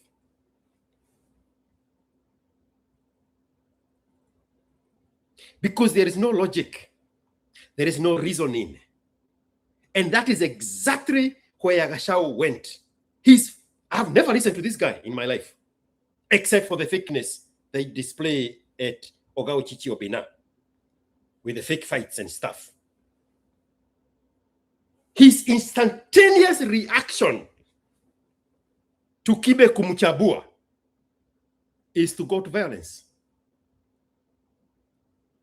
Deki. So Natuvimbe hana deki lakini akona muscles na hizo ndio anauza. Juzi pale kwa Afrika after Kibe alitroll kule jamaa anaitwa Simple Boy. But nilisema Kibe gets to get away with a lot of trash. And you people need to understand. The only time mimi naweza allow Kibe a get away with vitu anasema ni when he's not around. Kama ile time alikuwa US. Hiyo time itusi kila mtu. But nowadays vile ako hapa Kenya ako very careful because he does not have the balls to catch punches in the face. But mimi nimdea nikamwambia, mimi yenyewe ukiongea mambo mabaya kunihusu, mimi nitakutandika tu. And now you people mnangoja sana muone vile Gachau react. Now, ukiwatch Kenya huyu jamaa anasema, there are no facts. Hizo ni vitu zenye. There's something else I want to point out before I even go to where I want to go. Wewe ukisema hiyo kitu tena, ile kitu mimi nitafanya nitakutandika tu. Kibe is 50 years old. This guy is 32 years old. It's very natural for him as a generic Kikuyu to say those words. I hope I don't lose what I'm trying to say. The traditional Kikuyus from central Kenya, before the Dwanzis came, those words could never come out of their mouth. A 32-year-old saying that they are going to beat a 50-year-old man? In abstract, remove Kibe from the equation, remove this small boy from the equation. A traditional Kikuyu man who has gone through the traditional stages of growth and initiation into manhood cannot utter those words in a sentence. 32 saying, Kibe akisema tu hivyo, mimi nitampiga tu. It cannot happen. This is a new phenomenon with the Dwanzis because they grew up without the father, without the structure of the culture, and they are full of the emotions of their mother. So there is no manhood there to call home for.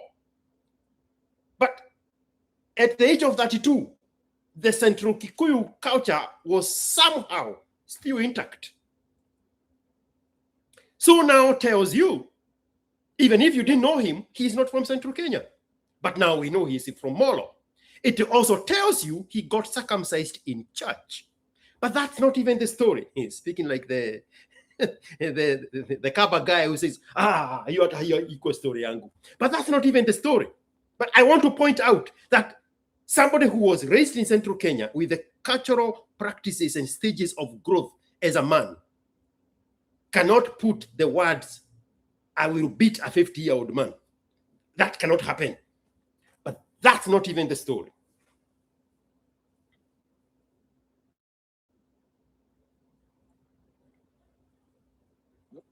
Mimi naweza allow Kibe ageta vitu wanasema ni when he is not around. Kama ile time alikuwa US. Hiyo time itusi kila mtu. But nowadays vile ako hapa Kenya ako very careful because he does not have the balls to catch punches in the face. But mimi nilimdea nikamwambia, mimi yenyewe ukiongea mambo mabaya kunihusu, mimi nitakutandika tu. And now you people mnangoja sana. Very casually. Wewe ukiongea mambo mabaya kunihusu, mimi nitakutandika tu. That's a woman's energy. Again, remove him from the equation. Just leave the absence of the Kikuyu culture and his age intact. And leave Kibe's age intact. Remove the characters. It cannot happen. But how do we know that violence is so natural to him? I found out.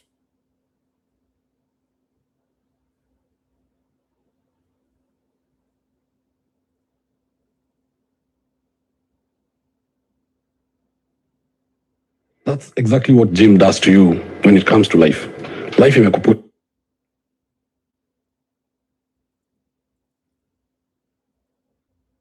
like this. Alitoka tu akaenda hiyo pesa.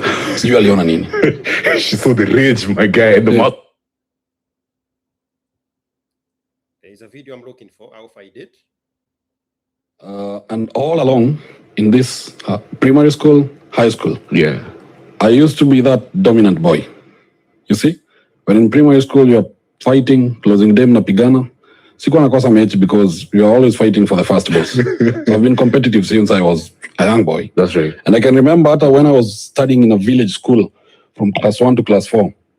During break time, tulikuwa tunapigana sana. Like we'll go to somewhere mahali kwa juu, stand there like 3 boys, and then we have other boys here kicking our legs until unashuka, mwingine anapanda. To the boys' school.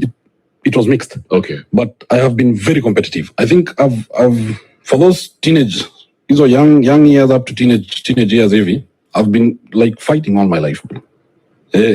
Like violence is so natural to him. Violence is so natural to him. He is saying it so casually. There is nothing to see there to him. He cannot see the psychological disconnect of the formidable years of his life that have been formed by violence. Yeah, boys. And all along in this primary school, high school, I used to be that dominant boy. You see, when in primary school you're fighting, closing them napigana.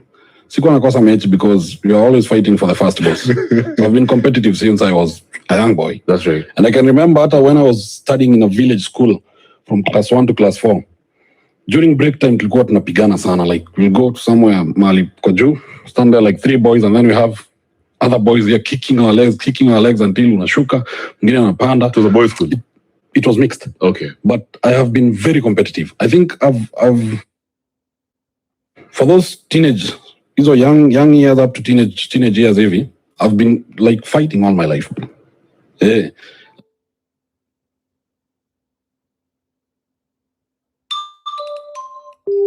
I'm not going to put a single word in his mouth. From Africa, very careful because he does not have the balls to catch punches in the face. But mimi nilimdea nikamwambia, mimi yenyewe ukiongea mambo mabaya kunihusu, mimi nitakutandika tu. And now you people mnangoja sana muone vile Gachau react. Now, ukiwatch Kenya huyu jamaa anasema, there are no facts. Hizo ni vitu zenye watu wameishi kuandika kwa comment section. In fact, waliandika violence is what shaped him.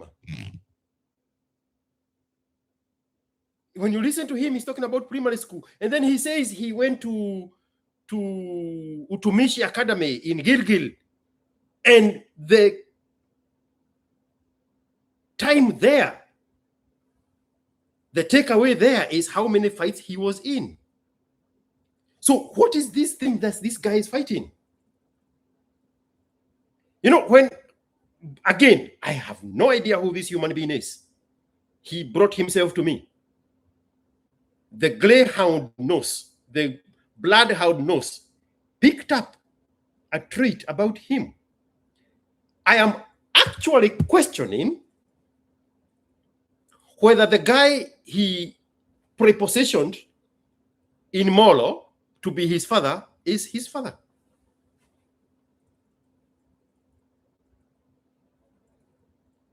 Granted, these are generic Kikuyus in Rift Valley, the Koyoshi Agwashe. So there is a cultural practice there that there is a disconnect of. But the things he's talking about, they don't match the character he presented of a successful father with 22 acres of cornfields, making millions of money every season. There is a disconnect there. And it can be because I'm expecting a Kikuyu culture in Rift Valley. It's not going to happen. But I highly doubt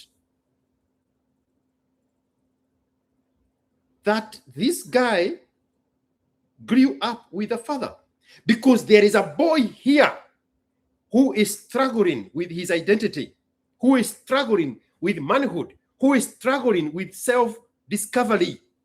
There is something that is bothering him. So even when he invokes his father, I am not fighting a guy who has the guidance of a father. Because, especially if you are in the Western world, it's the fatherless kids who fight in school.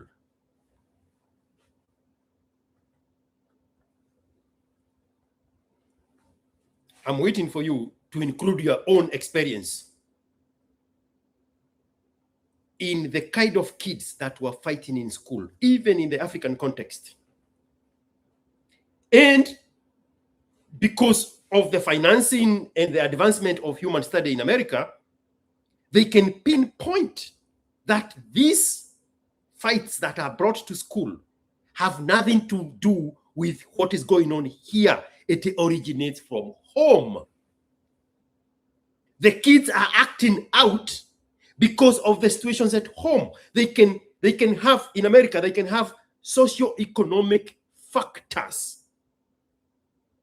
that would lead a kid to fight in school, a kid to act up in school. I'm having so much trouble believing that the character this guy brought in the cornfield is his father. Even if they are Kikuyu of Gwashe, there is still the pretense that he grew up with a father. So why did he need to fight so much in school? Because fighting in school is somebody acting up of something else at home. Psychologists have told us that.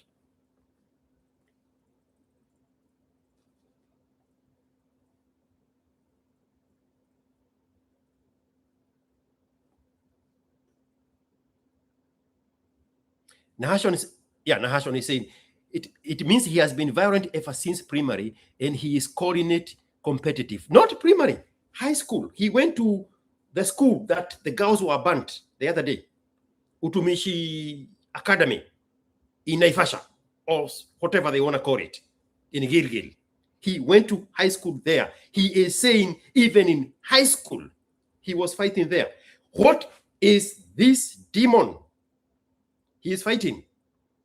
What were the situations at home that would make an adolescent teenage boy to always be engaged in fights? We don't know anything about him. He is the one telling us.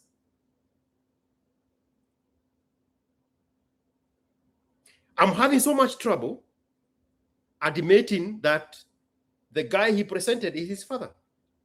Boys with fathers at home at that age do not fight in school. They have better things to do. That character does not match. Bro, I am staying here. You are going to discover that that story about that man with 22.1 acres of cornfields is not his father. That was Kipidire. That was Kipidire.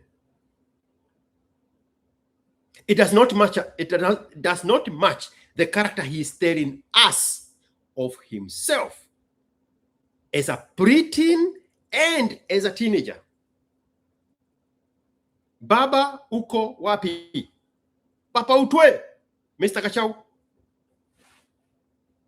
Papa utwe.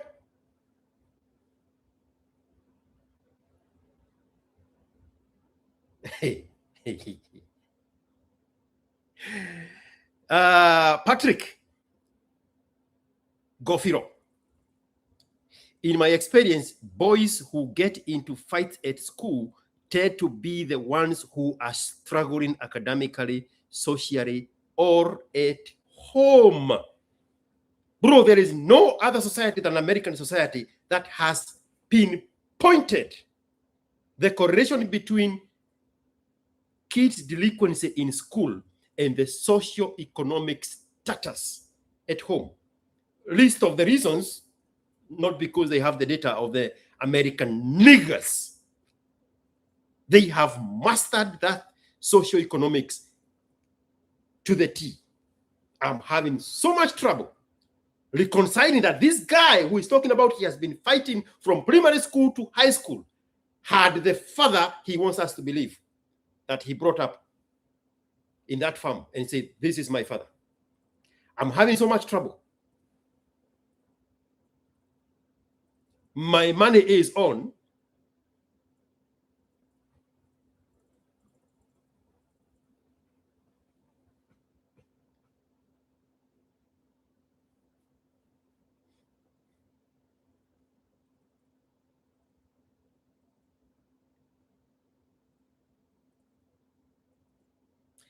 the question is, what is the trigger to such violence at a tender age? Bro, if you all have not bought the idea that this was the father that he presented in the cornfield, we would have said simply fatherlessness. But he has taken care of that by creating a character that fits a father. But the tendencies, the trajectory of his preteen and teenage years do not demonstrate a kid who grew up around a father. No. There's something more important he said in the rant about Kibe. Iliwaambia hizi mwili zetu huwa zinafurahisha wanaume. Is that the same thing? All right, here we go. Andika time nilikuwa naanzisha brand yangu. Paka walichoka. Nobody makes such comments anymore. So, Kibe, I need you to give me something more convincing. Unaona? Something solid inaweza nifanya niache shughuli zangu. Ambia, mimi ukiongea mambo mabaya kunihusu, mimi nitakutandika tu. And now you people mnangoja sana muone vile Gachau react. Now, ukiwatch Kenya huyu jamaa anasema, there are no facts. Hizo ni vitu zenye watu wameishi kuandika kwa comment section. What is he negating? He is saying there are no facts that performance enhancement drugs causes, in layman's language, the shrinking of the balls. That's what he's trying to negate. That's not even why I'm playing this tape. But if you listen to his conversations in a proper radio station, he is saying he knows the dangers that he put himself in when taking the drugs. He demonstrated that he even have a pill plan for a whole week of antidote medicines to try to curtail and manage and reverse the effects of the performance enhancement drugs that he takes. But that's not even why I'm saying this. So He's putting a face here to negate the obvious observation that's not of him. We have not seen his balls, but we know the balls of the people who use performance enhancement drugs. He himself, unprompted, shows us a video of him preparing these drugs that are supposed to slow and counter the effects of the drugs that he is taking. But this is what I want you to catch. Wakaandika time nilikuwa naanzisha brand yangu mpaka walitoka. Nobody makes such comments anymore. So Kibe, I need you to give me something more convincing. Unaona, something solid inaweza nifanya niache shughuli zangu nikuje niweke hizi ngumi kwa hiyo saa, because I'll do that. Because hapo vitu umesema hakuna line umecross. Basically ni kuniambia kama Gachau unataka kunitafuta unitandike juu ya kusema hivyo, then unafaa kutafuta basically kila mtu mwenye aliyoandika comment kama hiyo, because those are not facts. Whatever you say, it is not about me, it's about you. You want to express your incapacity, my friend. You see, he preempted by projecting the projection. This is the only reason I'm playing this video. This is the only reason I'm talking about him. It's going to be a little bit hard to catch it because it's already packaged as a projection on the side of Kibe. I am here to unravel that with facts. Because those are not facts. Whatever you say, it is not about me, it's about you. You want to express your incapacity, my friend. For instance, so anasema ile kila kitu Kibe anasema is not about him, it's about Kibe. But watch where he chooses to go. Watch the things he lists as the reason to justify that the things Kibe is speaking of are the things about Kibe, a projection of the things about him and not about himself. Listen carefully. I have worked for them. You see, if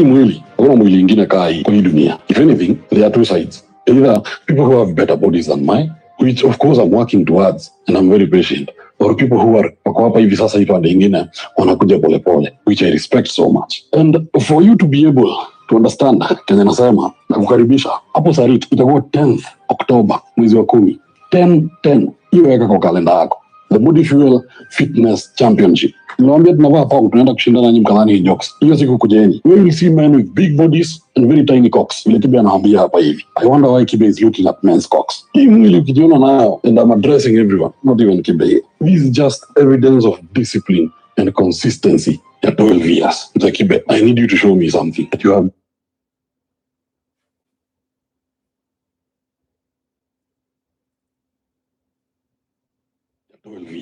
Kibe, I need you to show me something that you have done.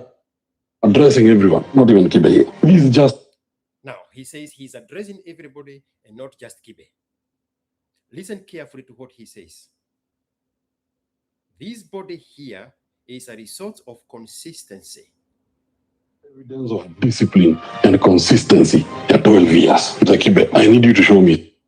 This body here is a result of consistency and discipline for 12 years.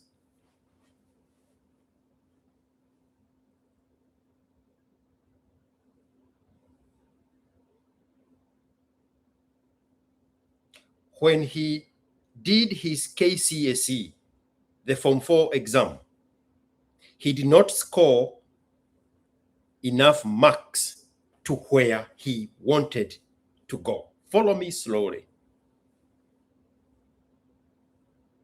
The first time he sat for his KCSE, he got a B+. It was not enough to get him into an engineering school. He repeated high school. He repeated Form 4. He retook his KCSE exam.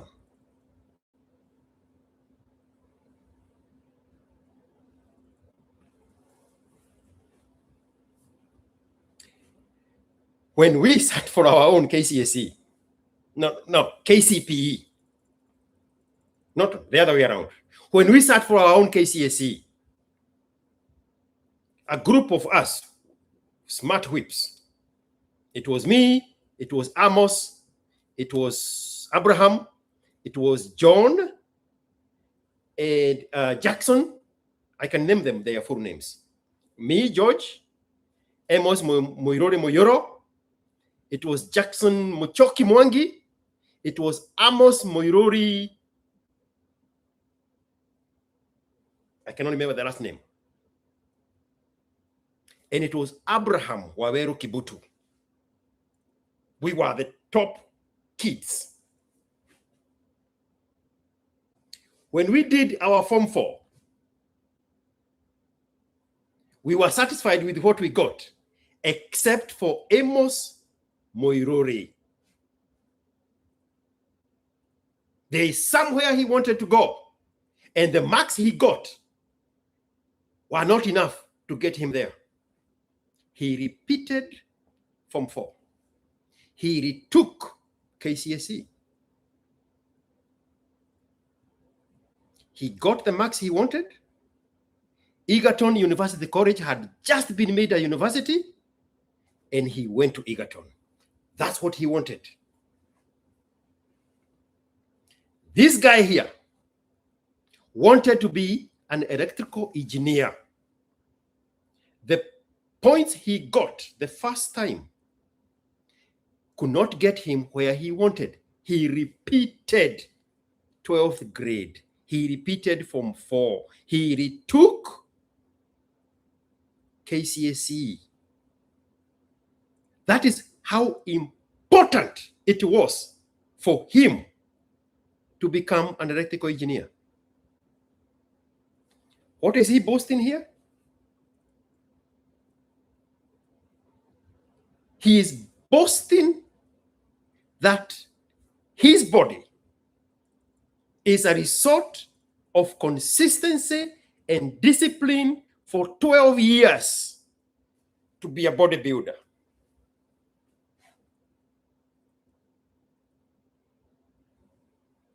But he repeated 12th grade so that he can get A- to go to that. It used to be called Kenya Polytechnic at Haile Selassie. Today is called Kenya Technical University.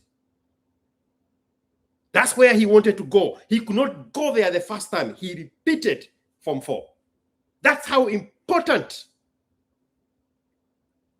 it was for him to become an electrical engineer. Did he become an electrical engineer? No, he did not. What do we know him for doing when he was in college and when he left college? Academic writing.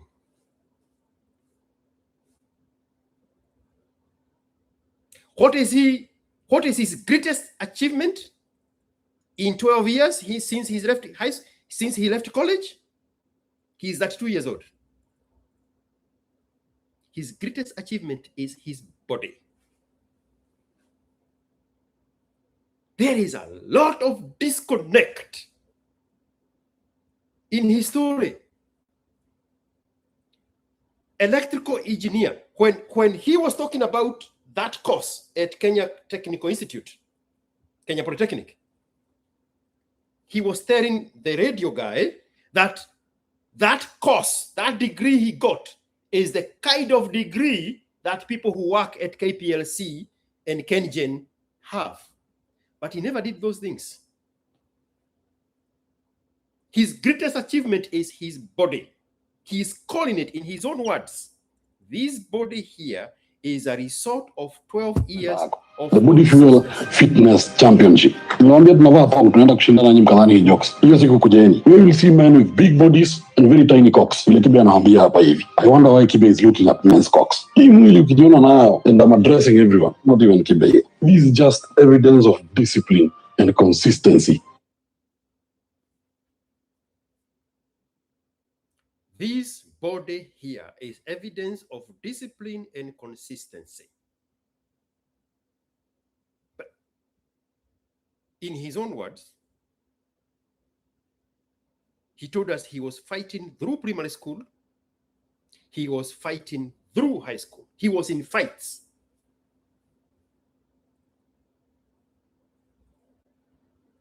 But it gets worse. Remember how he packaged it as Kibe is projecting his failures so that we don't catch his own projection. He is projecting his own failures.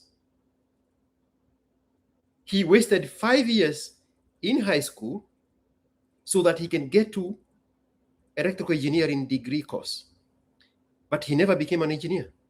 The only thing he did was to become academic writer, writing courses for American students online. Online writer, academic writer.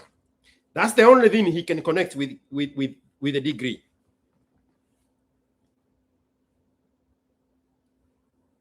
So when he says Kibe is projecting his failures by talking about him, it's so that you don't catch that his whole life is a failure. The agreement with his father was for him to repeat so that he can become an engineer. He never became an engineer. He repeated from 4 so that he can get good grades. He said he got an A-. So he can go to college and become an engineer. He never did. His pride in 14 years, Kanyama. You familiar with that Ugandan guy? It's a big, fat Ugandan guy who is demeaning the likes of this weakling here, saying that those boys, the Kanyama, somebody has that video, said it to me. Those Kanyamas, they spend all their time, all their energy working on their bodies because they are not productive members of the society. That Ugandan guy, big heavyset guy, talking about Kanyama in Uganda. But we can understand everything he's saying. Everything he's saying is in Uganda, but we can understand everything. He is saying the Gachau, this Gachau, whatever his name is, Gachau guy, a weakling calf. He can never be anything else. He lost the boat. He missed his purpose that he worked for an extra year in high school to repeat the exam so that he can get into the college he wanted. He did not get his purpose, so he diverted all his energy. In his own words, putting his own health on the line to have something he can hold on to as purpose, because he missed the boat. Trevor Noah has sent me the video I'm looking for.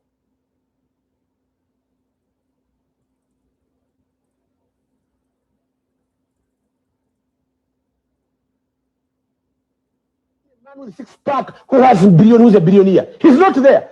Baba Kumaba billionaire. So the very Kanyamatez seen a man with 6-pack who has a billion, who's a billionaire. He's not there. Baba Kumaba billionaire. So the very Kanyamatez, no Kanyama who is a billionaire. They're all broke. They're all working on the border. They're using a taxi. You find them in the taxi park when like they never have. I'm against going to get into much for. Their all brain is in the chest. Thinking. He's thinking about sexy, good girl, Kanyama, 60-pack. Thank you, Trevor Noah. He preempted by making you believe that he is pointing out at Kibe's projection of his failures on him. He's talking about himself. He's talking about himself.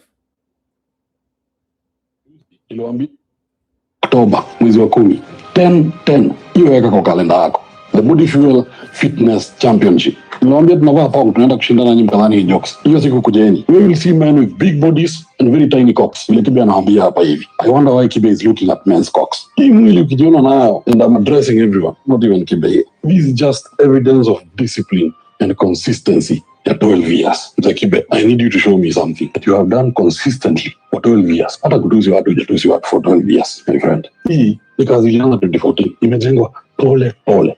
It's still a work in progress. Hata sasa nikitoka kuunda hii video, I'm going to the gym. I want you to show me something, my friend. You have worked for 12 years. You have nothing to show. So it's not about me. It's about you.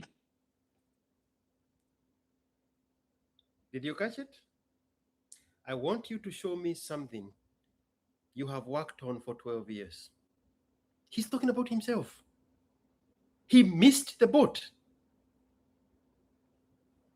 He repeated Form 4. He redid KCSE to become an engineer. He never became an engineer. He was writing fake papers for university students in America. Academic writer. He could not grasp the purpose. He could not have the discipline enough to be that which he really wanted to be. So he narrowed down into being a bodybuilder. And he could not do it through the front door. So he did it with steroids. He did it with performance enhancement drugs, PED. He proudly says he knows he's putting his life in danger. He knows he's putting his health in danger. He actually says, when I die, I want people to remember me as the guy who was the best bodybuilder. Can you imagine that?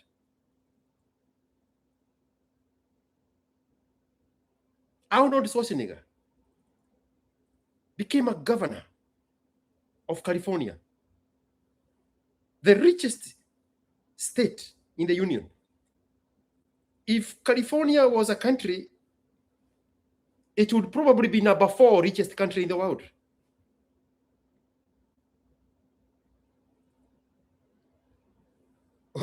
We don't remember him for being a bodybuilder from Austria. I'm showing you what could be possible.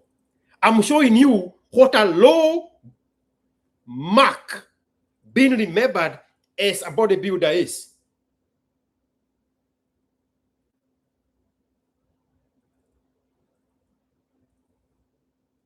Arnold Schwarzenegger married a Kennedy, a woman from the bloodline of JF Kennedy.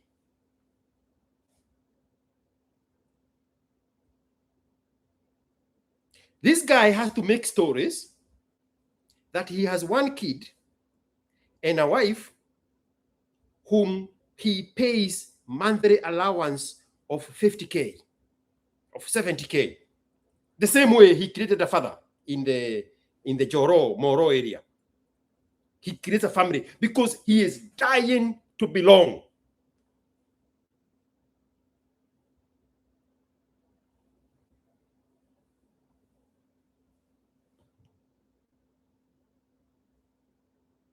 For 12 years. Hata kutusi watu for 12 years, my friend. Hii ni kazi ilianza 2014. Imejengwa pole pole.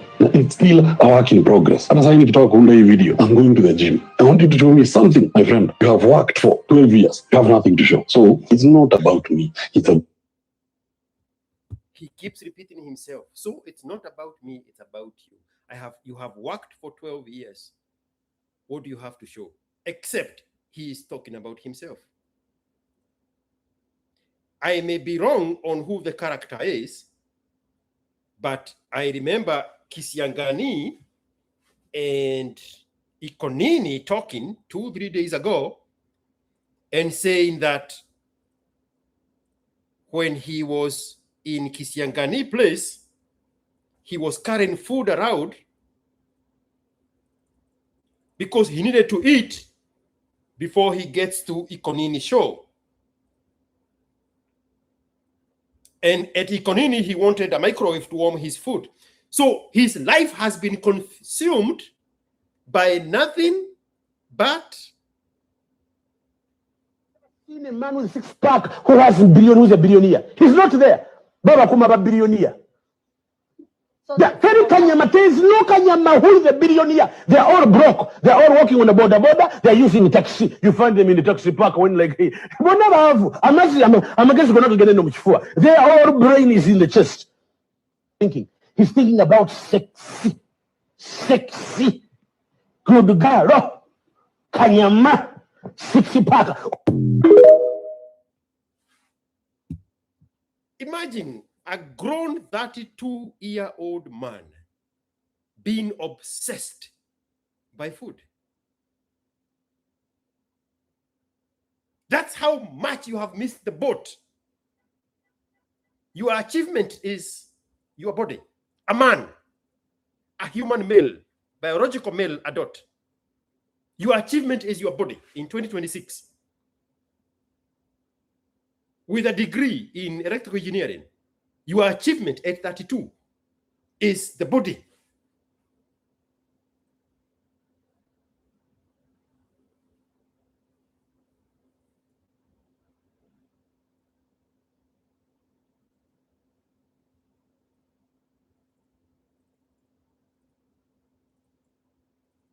You are telling people to go watch you wearing a thong in a competition.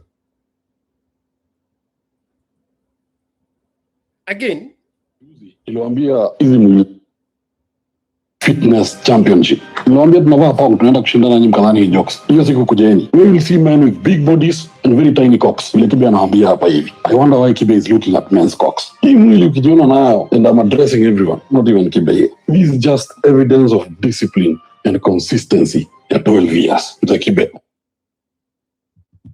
Your body is a result of discipline and consistency in 12 years from the age of 20. Your body.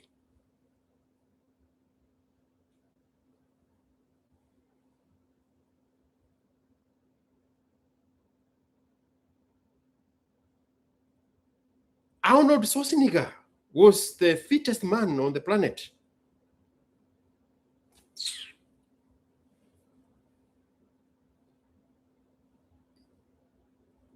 Imagine him now in retirement, sitting down lamenting on the greatness of the achievement of his body. The fitness is not a stepping stone into deals, it's not a stepping stone into relationships, it's not a stepping stone into business opportunities, it's not a stepping stone into merchandise, it's not a stepping stone into advertisement, it's not a stepping stone into, in the case of Schwarzenegger, into attracting the highest value sexy woman in America, the most eligible woman in America, married into J.F. Kennedy's family. Your achievement is not into, you used your body as an immigrant from Austria, speaking English like George speaks English, to becoming the governor of the richest state in the Union, and becoming a multi-millionaire. I'm hesitating to say he's a billionaire. I'm not sure. I'm not sure if he's a billionaire, but I know he has hundreds of millions. Your body is going to lead you into a Kanyama, where we have seen people like you in the greatest achievement spectrum of it, marrying into the biggest, most influential family in America, becoming political heavyweights. If he was a natural-born American, Schwarzenegger would have run for president. This is it. You want us to believe that you are insulting Kibe for failing so that we don't see your failure. Come on, Mr. Gachau. Duke of Kiev has looked it up. He is actually a billionaire. Schwarzenegger is actually a billionaire. You are inviting us on October 10th used to be what? Moi Day? Yeah, I think October 10 used to be Moi Day back in the day. You are inviting us to an event to come see you wearing a thong as a 32-year-old overgrown baby. Did I miss something? Mr. Gachau? In the longer video, I don't know if the guy sent it to me. Let me see if he sent it. Oh, I think he sent it twice. I'm not a man who likes to pull other men down. It's part two. I like to celebrate people. For instance, vile YouTube yako ilibaniwa, it was a bad thing because it was a good. I'm not a man who likes to pull other men down. I like to celebrate people. For instance, vile YouTube yako ilibaniwa, it was a bad thing because it was a good thing going on. Ilikuwa inakuundia do, and at the same time, you are shaping our young men. And now the thing is, you went too far. Kwa ni matusi, kwa violate terms za YouTube, mara sijui convention, nini. Of course, watu walikureport. You had a very good idea ya Afrika. Ulikuja, ikalaunchiwa vizuri sana. What happened to it? Kibe, what happened to it? Kuku inalalia mayai siku 21, inatoa vifaranga. Wewe ulilalia Afrika hata siku 21. I'm not pulling you down. I'm holding you accountable. Ulianzisha kitu mzuri sana. Where is it? So the video you're making is not about me. It's about you. It's exposing you. Yani inakuanika huku nje that you're a person who has zero discipline, zero consistency. You can't even incubate anything. The only thing that you do and you're consistent with ni kutusi watu. And I dare you, Kibe, give me something more solid. Look, kuna Gachau, there's the persona, and that is mostly what people know about me. And there's the person. Now this the persona hapa hivi, it's what I give you. If this one you can attack all day, I have no problem with it. Attack jamaa gym, attack jamaa Viagra, attack jamaa litandiko kwa ringa kalala. You can do that all day, I don't give a shit. Nataka ukuje isaidia the person. I dare you, you're a man with 2 balls between your legs. I dare you. Hii mwili yangu hii, inaitwa intrinsic value. This is something that I have built, taken my time, invested so much. Hii ni kitu siwezi nyang'anywa. Na unajua watu wanaonanga watu wa gym wakitembea shirtless huko nje, mnafikiria tunawafurahisha. No, it's not about you. It's because it's something I have built and I have the confidence to do whatever I want with it. We don't do it for you guys. We don't do it for women. We do it for ourselves. You need to understand that. There's no one mwenye anaweza kuwa kama mimi. Kibe, you can. You're just a small, tiny boy, and if you do not heal where you're hurt, Kibe, you will be bleeding on people who never cut you. No. Atukaa kina Steve Simple Boy, atukaa kina mimi hapa hivi. You need to work on that. This persona you have created online, when it meets with my persona, might land you into trouble, Kibe. And talking about getting punched in the face, I'm worried, Kibe. Will you be able to drop that glass of alcohol and lock in? Lock in to Vlemini, lock in, nikaingia kam. I dropped everything. Drop to bodybuilding, nikaingia kwa camp. That is something I'm waiting to see. Nataka nione kama uko na an ounce of a discipline inside you. Nataka tu nione. Ama utatokea tu vita, kutoka tu kwa mapombe zako, kuja utandikwe. But it's you.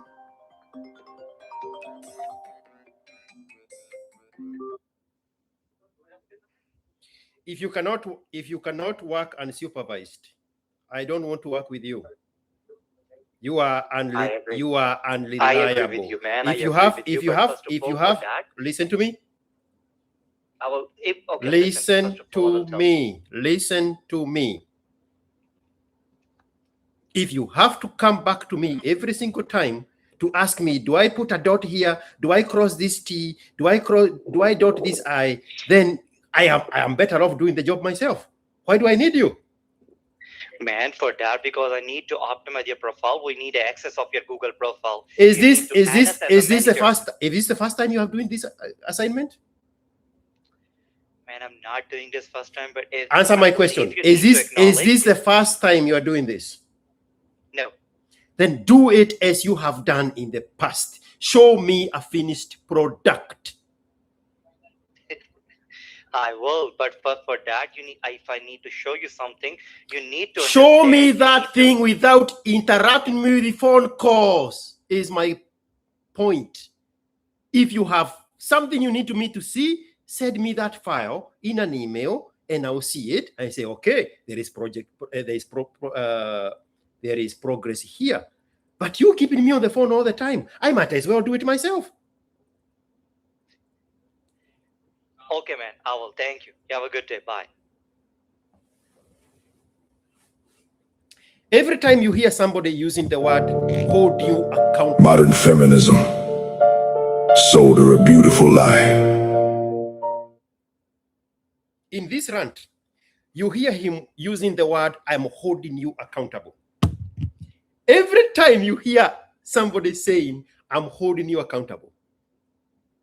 They are running away from their own accountability. Everything this guy is talking about, if you listen carefully, he's talking about himself. Kibe, I'm not a man who likes to pull other men down. I like to celebrate people. For instance, vile YouTube yako ilibaniwa, it was a bad thing because it was a good thing going on. Ilikuwa inakuundia do. And at the same time, you are shaping our young men. But now, the thing is, you went too far. Ikakuwa ni matusi. Ka violate terms za YouTube. Mara sijui sa convention, nini. Of course, na watu walikureport. You had a very good idea. Ya Afrika. Ulikuja, ikalaunchiwa vizuri sana. What happened to it? Kibe, what happened?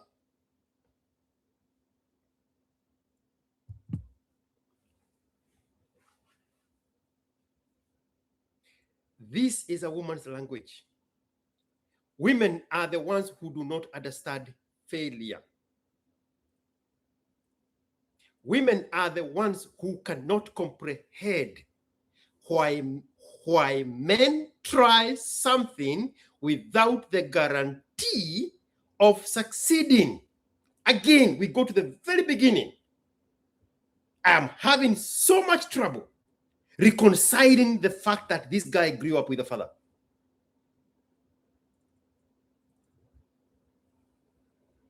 You will not find a man who has tried something, forget about failing, who have tried something, shame another man for failing after trying.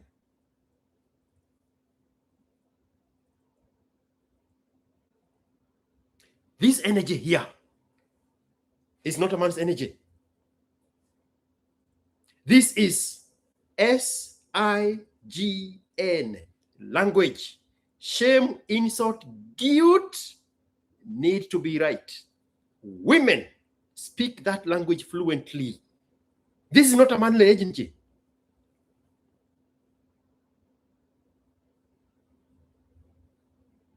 Men know how hard it is.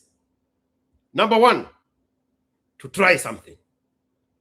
Number two, to try and succeed. Number three, to try and fail.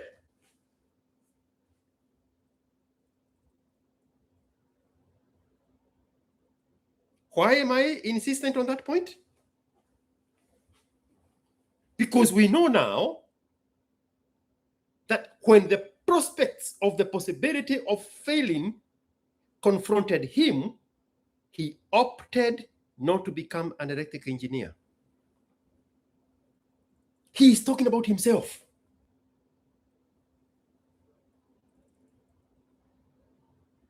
You see a man listing another man's failure in things they themselves have not tried. It's because they have no appetite to withstand failure, to withstand trial, to withstand difficulty, to channel uncharted waters. That energy belongs to women.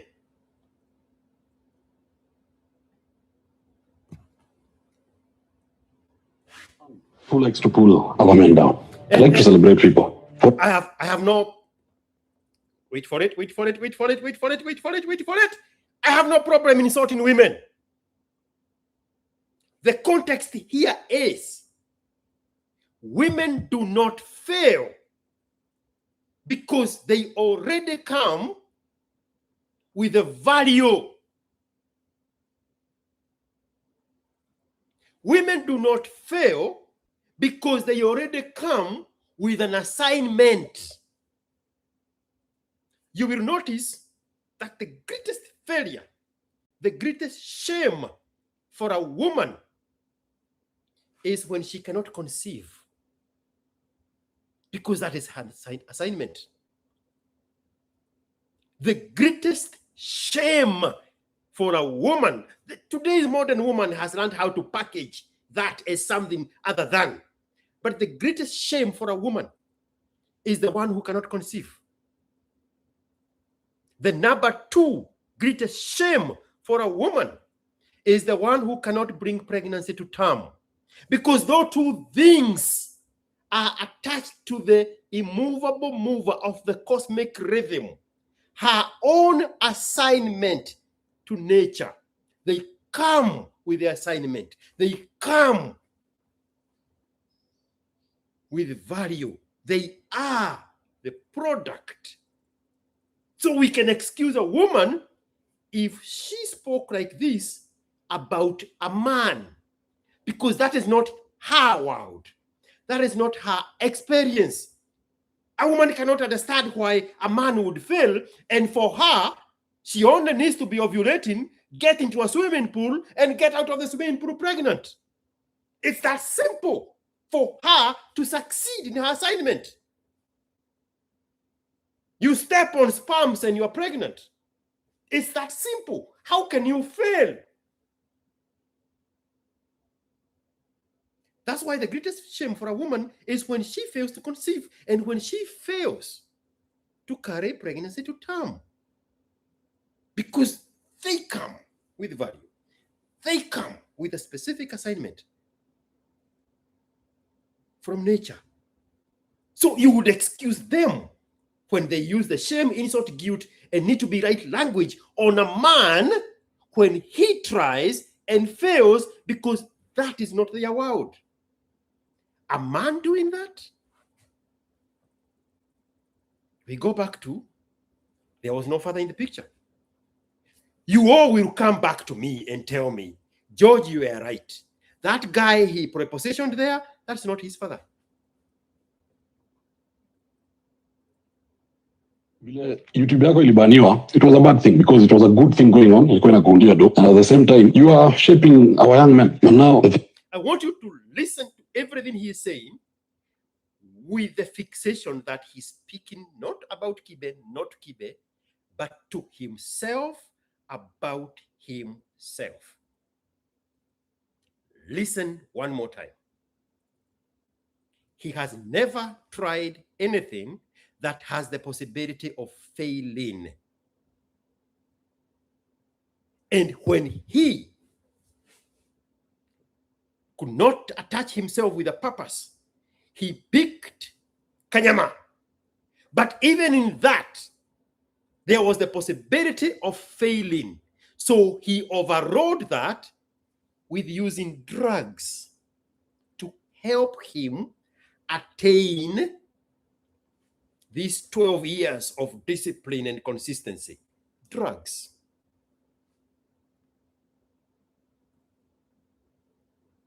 A man is never afraid of failing.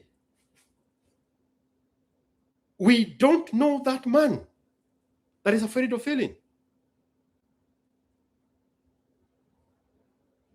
I'm tempted to tell you about the companies I started that failed because of the timing. I told Kingori, actually.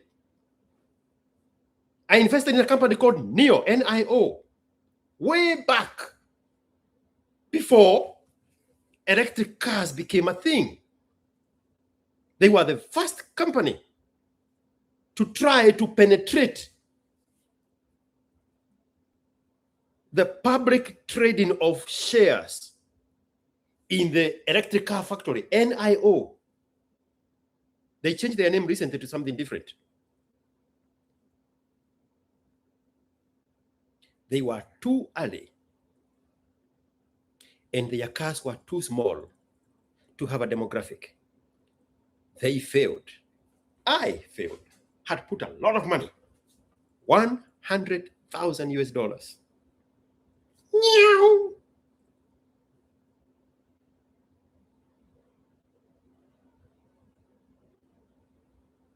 When COVID happened, and there was shortage of N95 masks, the standard masks, I went to Alibaba manufacturer, a different kind of Alibaba, where you order things in bulk, and connected with a manufacturer who makes t-shirts for American Apparel, who had rebranded themselves as making cloth masks, because there was a need to address the shortage of N95 masks.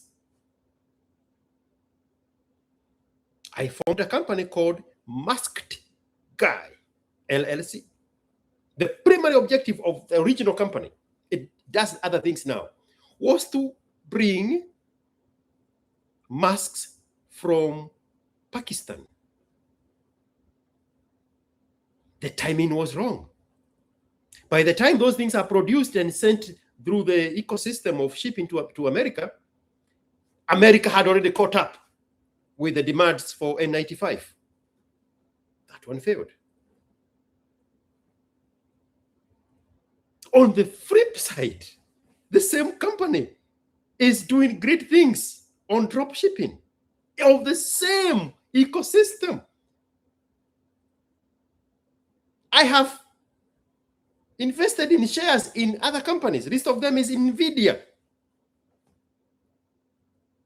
and Parentil. Parentil is the one that is responsible for giving the federal government and ICE the information about where to go look for the people they are looking for. And they have supercharged their services, Parentil, with AI to sieve through all the government records and pinpoint precisely on the person that they need from the government records. That company has shot over the roof. I can live 3 lifetimes over from NVIDIA alone. Shaming somebody for failing? That's a woman's language. Men that have tried something, they know to put respect on somebody who has put energy on something. He is talking about himself. He avoids failures. So he did not practice the degree he learned at Kenya Polytechnic. He dabbed with online academic writing because he can con the unsuspecting Americans online. I know people who have lived their lives, their livelihoods on online writing. I met one of those boys at a VUSI event in 2022 at Movenpick, a young boy who stood up to ask a question to VUSI the Bekoyo. And he was a little bit struggling, so I walked up to him and gave him my business card. And for lack of a better word, I have been mentoring him ever since. He has never been employed anywhere. He does online jobs. He could not, because he's afraid of failure. Because again, I am insisting there is no man in his life to ape that character they brought up in a cornfield. Yah will tell me who that is, but that's not the father he grew up with. The behavior of fighting in primary school, the behaviors of fighting in high school, they do not match a boy who is brought up by a father. Hata kama ni Kikuyu ya Ngwashe ya Rift Valley, something is missing. Now, listen to this and pay attention to his speaking not about Kibe. He is speaking not to Kibe. He is speaking about himself and to himself. He's trying to reconcile his loserdom. Who likes to pull other men down? I like to celebrate people. For instance, vile YouTube yako ilibaniwa, it was a bad thing because it was a good thing going on. Ilikuwa inakuundia do. And at the same time, you are shaping our young men. And now the thing is, you went too far. Ikakuwa ni matusi. Ka violate terms za YouTube. Mara sijui sa convention, nini. Of course, na watu walikureport. You had a very good idea ya Afrika. Ulikuja, ikalaunchiwa vizuri sana. What happened to it? Kibe. What happened to it? Kuku inalalia mayai siku 21. Inatoa vifaranga. Wewe ulilalia ya Afrika hata siku 21. I'm not pulling you down. I'm holding you accountable. Ulianzisha kitu mzuri sana. Where is it? So the video you're making is not about me. It's about you. It's exposing you. Yani inakuanika huku nje that you're a person who has zero discipline. I just remembered. There was this other twisted little boy who lives in Japan. I can only remember his name. He came up with a whole production video castigating Kibe about the same thing, about Africa. He's a Meru guy, married to a white woman from South Africa, I think, and that woman got a job in Japan, and he followed her to Japan because he had lost his own purpose, and he made marriage and the woman and the relationship his purpose. And now he was castigating Kibe for failing on Africa. And then he said innocently, which is now how we are catching this guy, we want you to succeed, because when you succeed, it shows us that it's possible. We also want you to fail so that it is normalized where we have failed. His own words. His own words. CG the artist. There you go. Thank you, Trevor Noah. CG said exactly the same words. If you go somewhere, probably on my X, you're going to find the whole production.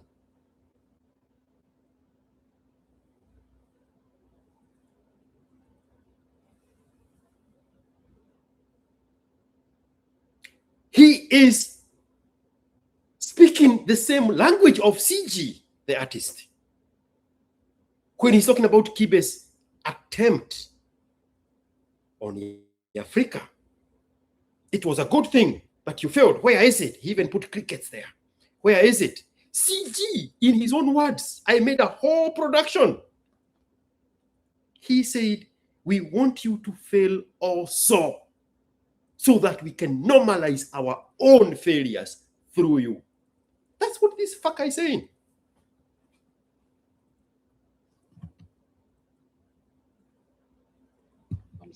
YouTube, mara sijui sa convention, nini. Of course, watu walikureport. You had a very good idea ya Afrika. Ulikuja, ikalaunchiwa vizuri sana. What happened to it? Kibe, what happened to it? Kuku inalalia mayai siku 21, inatoa vifaranga. Again, he's talking about himself. That consistency, holding you accountable, he's talking about himself. He has never been consistent in anything. The guy who repeated Form 4, the guy who retook KCSE, so that he can get good grades to go to Kenya Polytechnic to become an engineer, he never took it to fruition. So now he's projecting that with his analogy of kuku hulalia mayai siku 21, because he never did on his own at a graduate. When he took online whatever that shit is, he most likely conned those innocent American girls. He's talking about himself. I don't know people, but I know patterns. This is CG speaking. CG is a product of a single mother. Went to South Africa. He could not stay there. He lost his path. His mother told him, you can even move in here and stay with me. I have an extra room. He did not want to do that because of shame. But if he attaches himself with a woman who is on a trajectory of success, then it would look normal if he turned that woman to be the purpose of his life. So he missed his purpose and he made the woman, the children, and the marriage his purpose. Went all the way to Japan. Now he's a stay-at-home husband.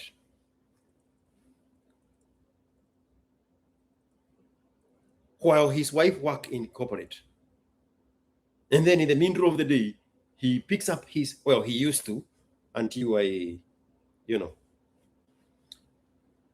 pick up his phone and walks in the empty streets of Japan, talking to himself and looking for things that men have tried and failed to validate his own failure. Exactly the same words this little small boy here is doing. Exactly the same words. If I had that video played next to each other, you would think I'm making this shit up. Well, in the world of AI, you would think it was AI. CG spoke the same exact language. Who likes to pull our men down? I like to celebrate people. For instance, vile YouTube yako ilibaniwa, it was a bad thing because it was a good thing going on. Ilikuwa inakuundia do, and at the same time you are shaping our young men. And now the thing is, you went too far. Ikakuwa ni matusi, ka violate terms za YouTube, mara sijui convention nini. Of course, na watu walikureport. You had a very good idea ya Afrika. Ulikuja ikalaunchiwa vizuri sana. What happened to it? Kibe, what happened to it? Kuku inalalia mayai siku 21, inatoa vifaranga. Wewe ulilalia Afrika hata siku 21. I'm not pulling you down. I'm holding you accountable. Ulianzisha kitu mzuri sana. Where is it? So the video. I want you to put a mental note. Every time you hear a human being using that phrase, I'm holding you accountable. Every single time. There is no exception. There is no exception. Every time you hear somebody saying, I'm holding you accountable, they are running away from accountability themselves. Oftentimes, it is strangers, anonymous strangers, that have appointed themselves this fancy responsibility of holding people accountable. But we don't even know their name. They are a character online. But all of a sudden now, they are the ones holding you accountable. But now we have a vantage point here of this little weakling. We have a vantage point of CG the artist in Japan, real human beings. And we can examine their life. And we can tell from a pattern that phrase, holding somebody accountable, they are talking about themselves. There is nothing that worries them more than accountability. Otherwise, people who are doing their thing, accountability is not a subject of conversation. It's an ingredient of the things they do. That is my point. Accountability is an ingredient of the things they do. So it's not a term that lingers around. When you hear somebody using the word accountability, they're talking about themselves. 100% of the time. It's not about me. It's about you. It's exposing you. Inakuanika huku nje that you're a person who has zero discipline, zero consistency. You can't even... Inakuanika huku nje. Number 2 rule. If you hear somebody talking about the perception of the image of the other person, they are talking about their own image. People who are doing them are not worried about how other people, especially strangers, perceive them. There is a phrase. What people say about me is none of my business. It is his. It is his. Because he knows at 3 o'clock in the morning that he is a loser. He knows at 3 o'clock in the morning he is a failure. So he is grasping at other people's failures to soothe his own.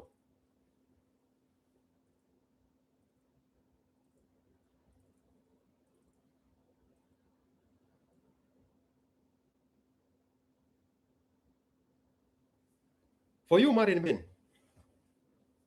again, the rule here is women are never in a bad relationship. If you're in a bad relationship, you're in that bad relationship by yourself. Your wife is not in a bad relationship. Your wife is getting sex every week. Your wife is happy. Your wife sleeps soundly at night. Your wife has a circle of friends. There is nothing that is stopping from happening on the part of your wife when you are having a bad relationship. But that's not the point. My point here is this idea of how people are going to see you is very prevalent with married men. Married men stay in bad relationships. Married men stay in failed marriages. Married men stays in dysfunctional marriages because of what other people are going to say. He just said it.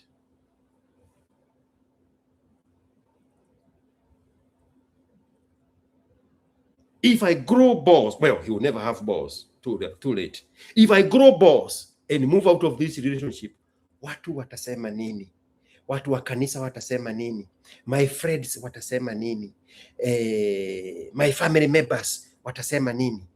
Marafiki zangu wenye wananijua, because I have put this facade that I am happily married.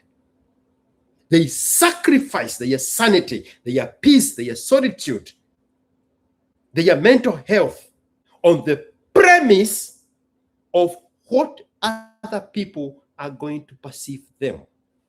Because that which they have is hollow. It needs to be defended by pretense and facade.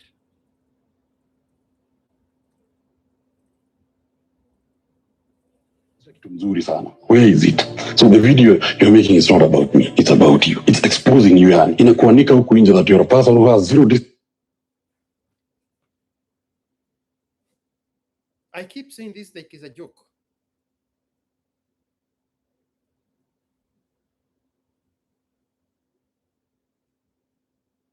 If you have something to anika me with, don't anika me for free. Put a price. I'll be the first customer to pay for that thing. Not for you not to anika, for you to put value in that thing that you are holding so dearly to anika me with. Hey, you need some money, bro. You need a payment. If that thing is so valuable, we need to put monetary value to it. Mimi, you have something you can anika me with. Can we buy a billboard? Can we buy an ad to disrupt prime news on TV? Anika me there.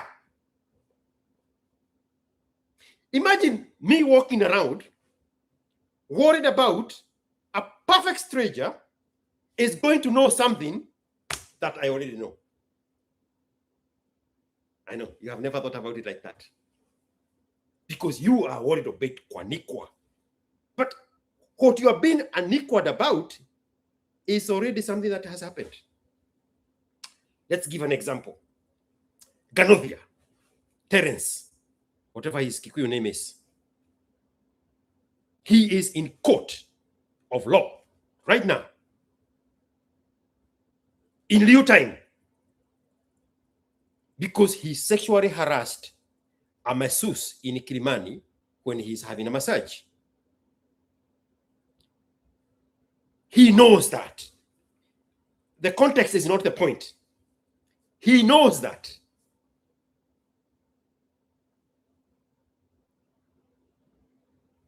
Too much?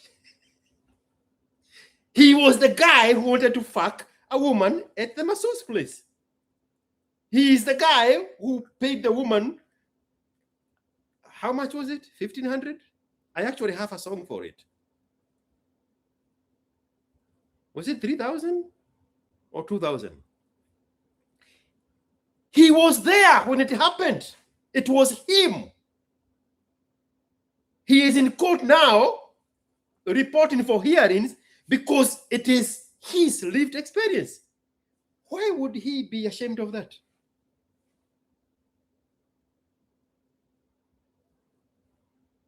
When we know that he's going through that. He was in the room. The person who wanted to, who sexually assaulted a masseuse is him. Now all of a sudden, because that gay woman hiding somewhere is anikering him on Telegram, now he should be worried. Why? He is the main character of that story. You deal with that problem the moment you realize that it happened. But I know it happened. Why would it bother me? Before that, he was with an 18-year-old girl.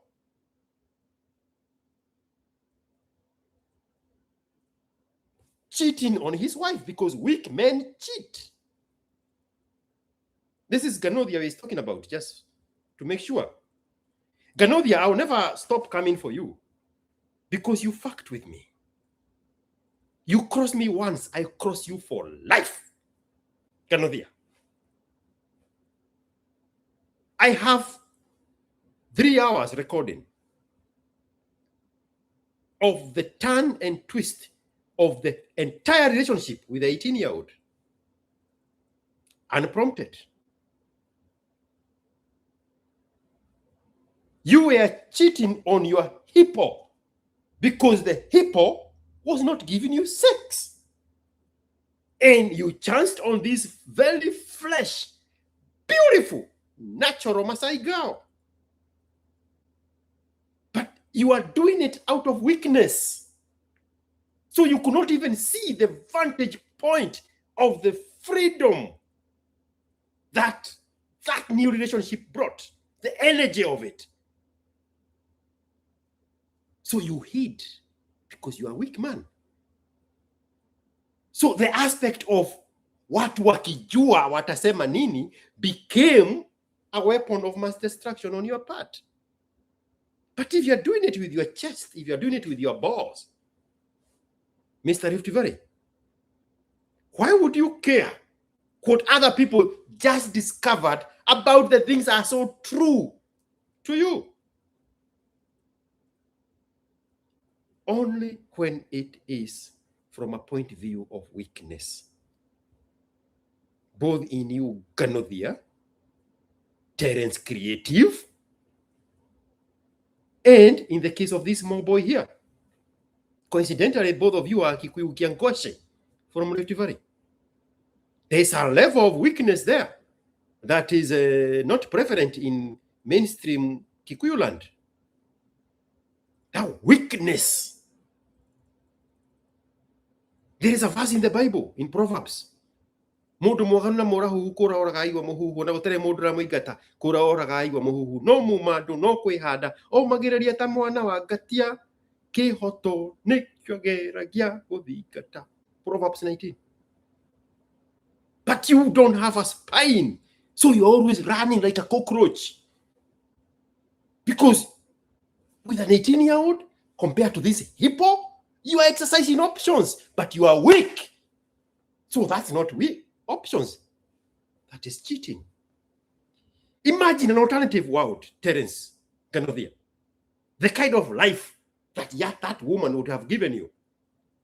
The kind of life, bro, you would have lost weight naturally, just from the energy of the young girl. But the weakness wouldn't let you. Boy. Now this guy is saying, watu watakusema huku nje. Please, somebody go somewhere in the depth, the basement of hell, and find the biggest, darkest secret about me. I'll pay a billboard for you to put it at the intersection of Nyayo Stadium. For you to pay. For me, I will pay for a billboard inside Taranta Stadium during the prime game. Something I know already about me, you are going to run with it because it's news to me? It's not news to me. What kind of weakness would make me worry about watu watasema, watu wagani? Watu wagani? Do those people worry about what mimi nitasema? No. That is never a conversation. So, what is this weakness in you that everybody else find that they know there is a manipulatable, there is an exploitable vulnerability on your part simply because they know something?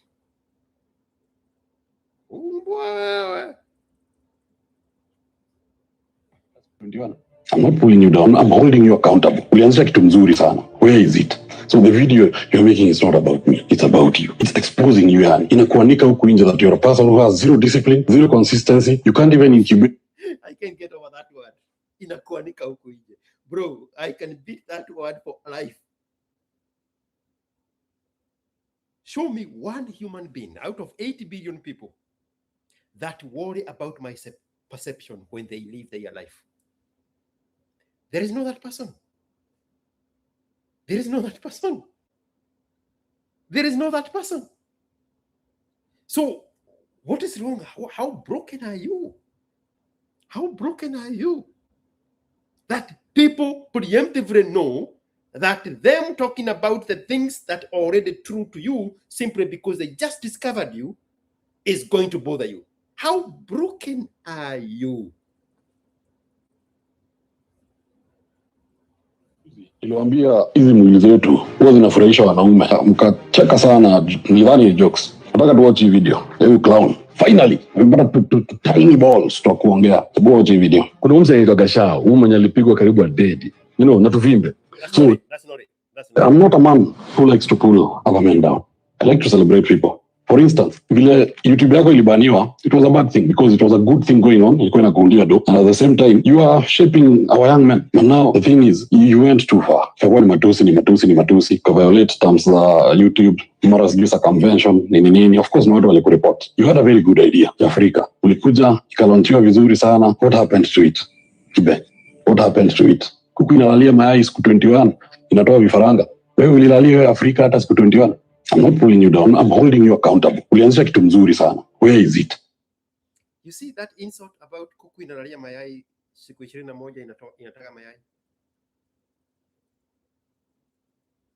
Remember when I told you the only thing that can potentially shame a woman is if she fails to conceive and if she fails to carry pregnancy to term. Those two things only.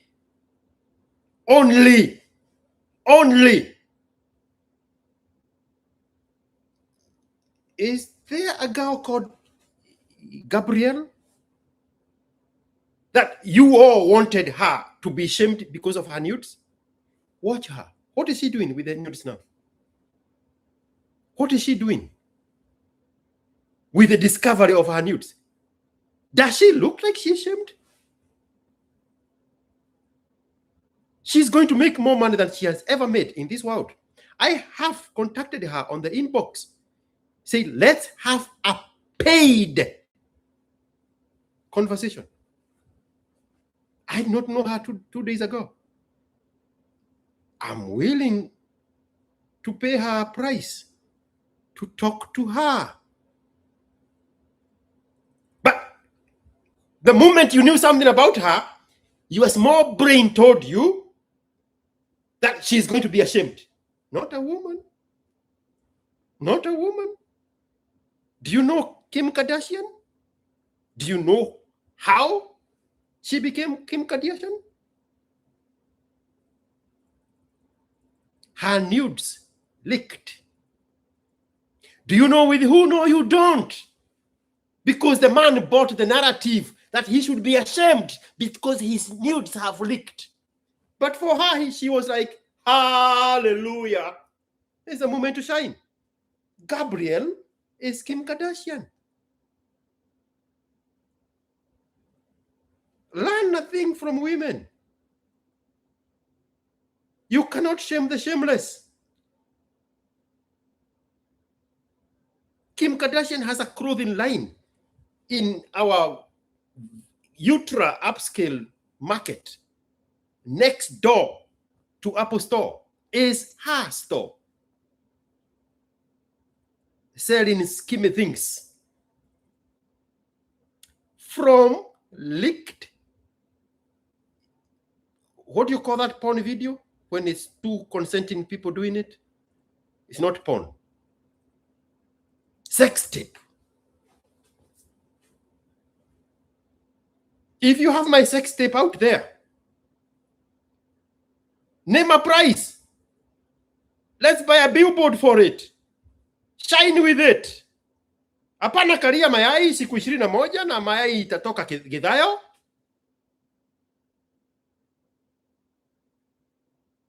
Make sure that the angle of my dick is visible. Mimi sio Nganodhia. Maumbwa nyinyi. The video you're making is not about me. It's about you. It's exposing you. Inakuanika huku nje that you're a person who has zero discipline, zero consistency. You can't even incubate anything. The only thing that you do and you're consistent with ni kutusi watu. And I dare you, Kibe, give me something more solid. Look, kuna Gachau, there's the persona, and that is mostly what people know about me. And there's the person. Right there. Now, he's back to the boy who was fighting in school. he is back to the boy who was constantly fighting in school. Let me bring you the boy. Like this. Alitoka tu akaenda hiyo pesa. Sijui aliona nini. She saw the rage, my. And all along in this primary school, high school, Yeah. I used to be that dominant boy. You see, when in primary school you're fighting, closing them napigana. Sikuwa nakosa mechi because we are always fighting for the first boss. So I've been competitive since I was a young boy. That's right. And I can remember when I was studying in a village school from class 1 to class 4.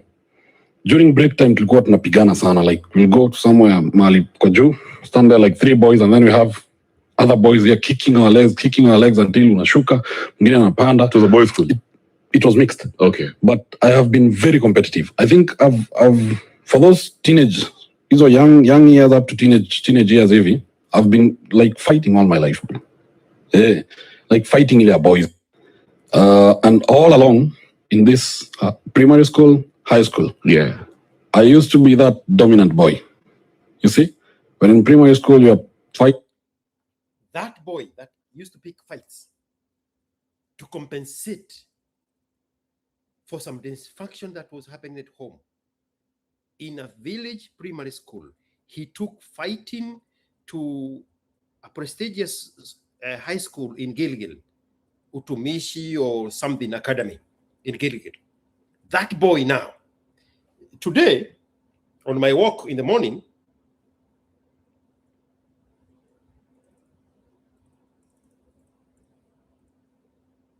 I demonstrated what that boy is, where that energy is coming from. What happens with small Kikuyu boys when they are playing in the field with each other?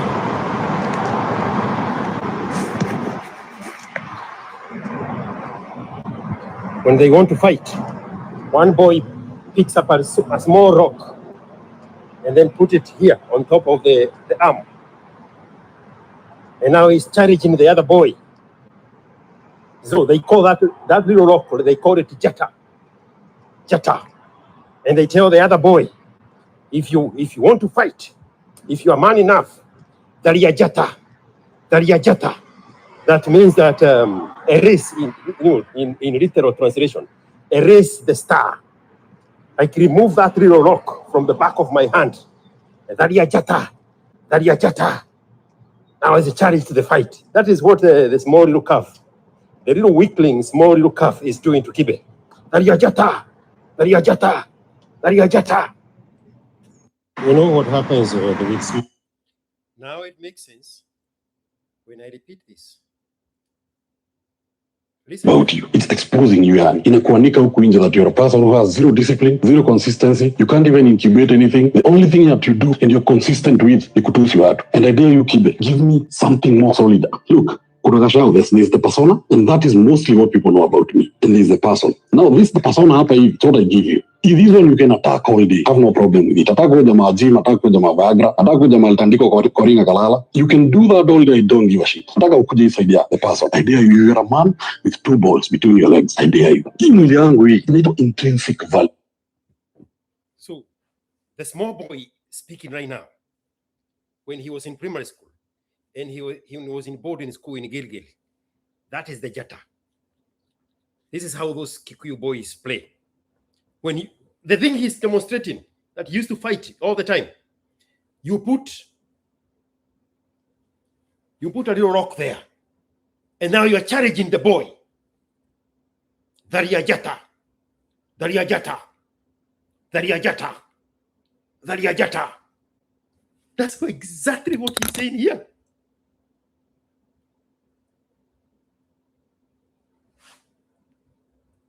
Know about me. And this is the person. Now this the persona hapa hivi, it's what I give you. If this one you can attack all day, have no problem with it. Attack with the gym, attack with the Viagra, attack with the Tandiko Koringa Kalala. You can do that all day, I don't give a shit. Attack ukuje this idea, the person. I dare you, you're a man with 2 balls between your legs. I dare you. Daria jata, daria jata, daria jata, daria jata. This is the small boy speaking from 20 years ago.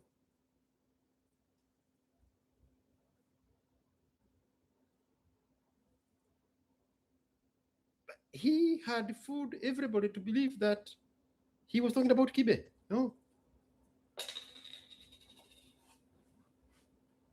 This small boy here is dealing with his iniquities. He is compensating for what he missed, both from college. He did not amount to anything, but now he's projecting it to be Kibe. And he figured out the only way to survive. I still struggling with a son of a guy who has a 22-acre ranch full of corn in Rift Valley can end up like this vagabond. It is not making sense. It is not making sense. It is not making sense. This boy here is so defeated. The patterns have all the hallmarks of a fatherless little boy. From the fight he told us about himself in primary school, the fights he took to boarding school, the failure even after repeating Form 4 so that he can get to Kenya Polytechnic to get the degree he said he wanted, the failure to pursue that career and to settle for this Kanyama, and then to know even the Kanyama, he cannot be consistent organically. That's why he went to drugs to enhance the performance. He can cheat there where he could not cheat at a job. This is a very, very small, broken boy. Everything about cross this line here, cross this line here. Very small, broken boy. And he has to hide that broken boy in this Kanyama body. There is something totally amiss if your greatest achievement is to puff up your body with drugs. We just examined the success that came out of Schwarzenegger. Your greatest achievement in Kanyamarism is to be a Kanyama?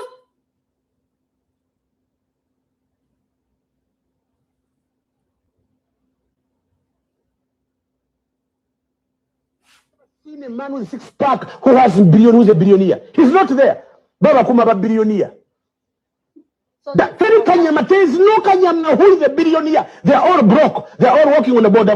They're using a taxi. You find them in the taxi park when like, hey, I'm against going to get into Muchfua. Their whole brain is in the chest. Thinking. He's thinking about sexy. Good girl. Kanyama. 60-pack. But we know even for sex for him is a rumor. He has to create an imaginary wife that he pays 50 to 70,000 monthly allowance to be his wife. Again, I did not know this guy 24 hours ago. Everything I'm saying is what he has told us. I just happen to have the airport security's dog's nose to follow the smell of bullshit. Mr. Kanyama, grow the fuck up. Grow the fuck up. In his own words, he told a guy on TV, I don't think there's anywhere for me to catch what that guy was. Let me see if I can catch it. This guy.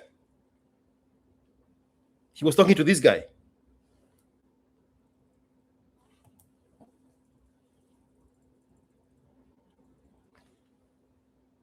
Spice FM. He told him that he knows he can die from the drug abuse, but he wants to be remembered as somebody who attained the Kanyama, because that's it. He could not amount to anything, even after repeating high school. He could not be an electrical engineer. He could not be an academic writer. Again, I know people who have lived their entire post-university life being academic writers, successful lives, perfect, comfortable lives, perfect lives with families and children and love and comfort and joy. He could not do that. He could not become an engineer. He could not give us Kenya Power connectivity. So he settled for this thing where he can cheat with drugs. He told this gentleman that he wants to be remembered as somebody who achieved greatness in the Kanyama. But that person exists. He's a billionaire in dollars. His name is Arnold Schwarzenegger. We know where to apportion, remember somebody for Kanyama, by the life and the trajectory that Arnold Schwarzenegger took to marry into the Kennedys and to become the governor of California. And I think he did it for 2 terms, but I'm not sure. It doesn't matter. He is on the record as having been the governor of the richest state in the union. He is a talented businessman. I mean, we are forgetting also that he used his career in movies. Cyborg is the only movie I remember of him. Terminator 1, Terminator 9. And Kanyama here is telling us he wants to be remembered for Kanyama. Sitting in the kitchen, picking up drugs to counter the drugs he's taking from harming his body in a hurry, because he knows he's going to die before he's 40 from drug abuse, because he could not amount to be anything else other than the Kanyama. Grow the fuck up, Mr. Joroge. What's his name, Joroge? Anthony Kachieda. What was your fucking name?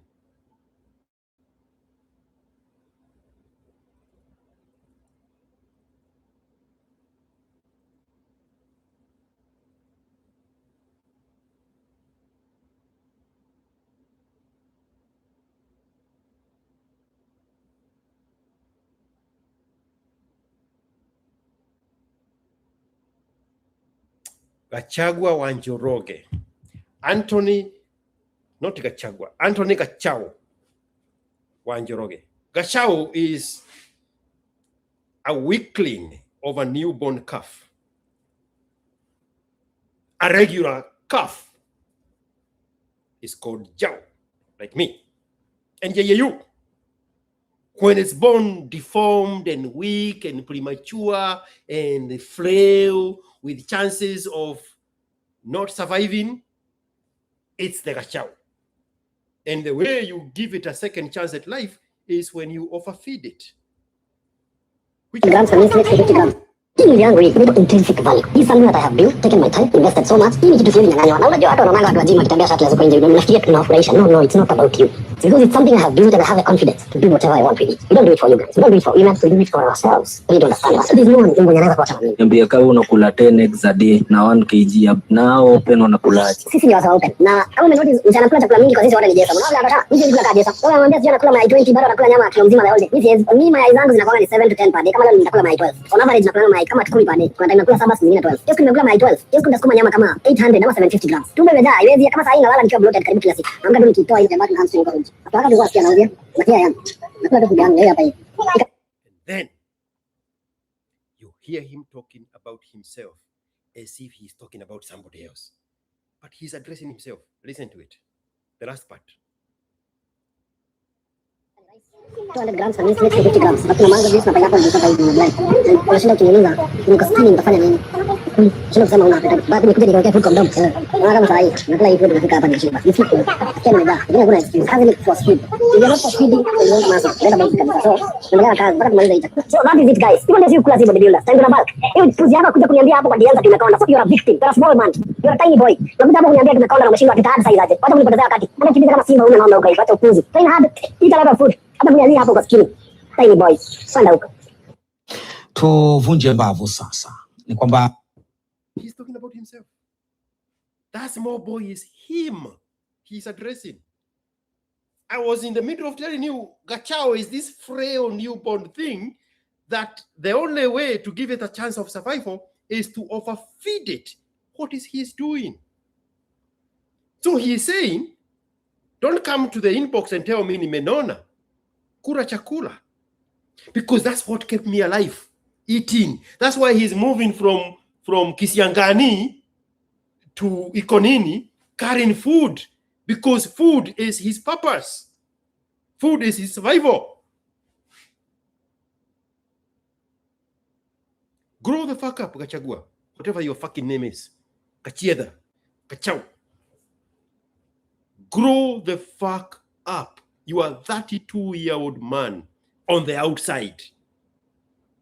Overcome the demons of your childhood. Whatever those demons are. Examine your life and that thing that triggered. You know, if you are in this hemisphere, you could go to Peru and you can take ayahuasca. People go to Peru and they mix some herbal things and they feed you this concoction from plants called ayahuasca. And it helps you remember the things that went haywire in your childhood. Ayahuasca.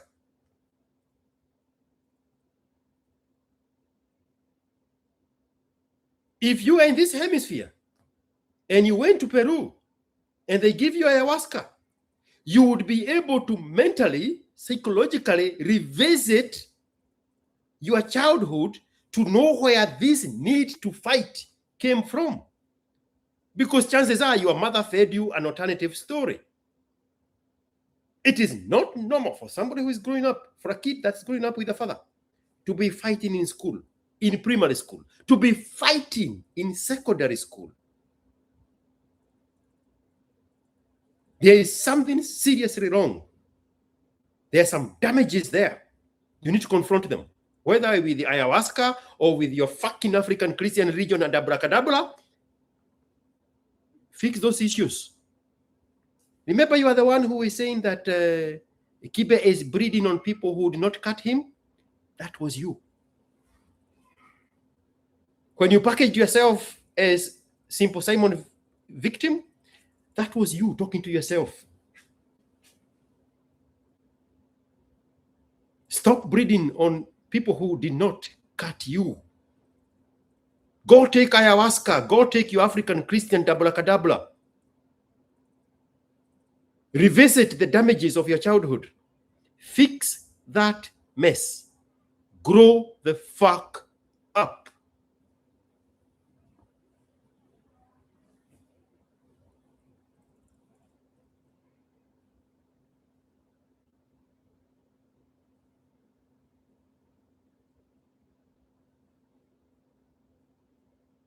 You wanted to pick up the situation of Simple Boy and associate yourself with the victimhood so that now you can have something to soothe your inferiority complex with.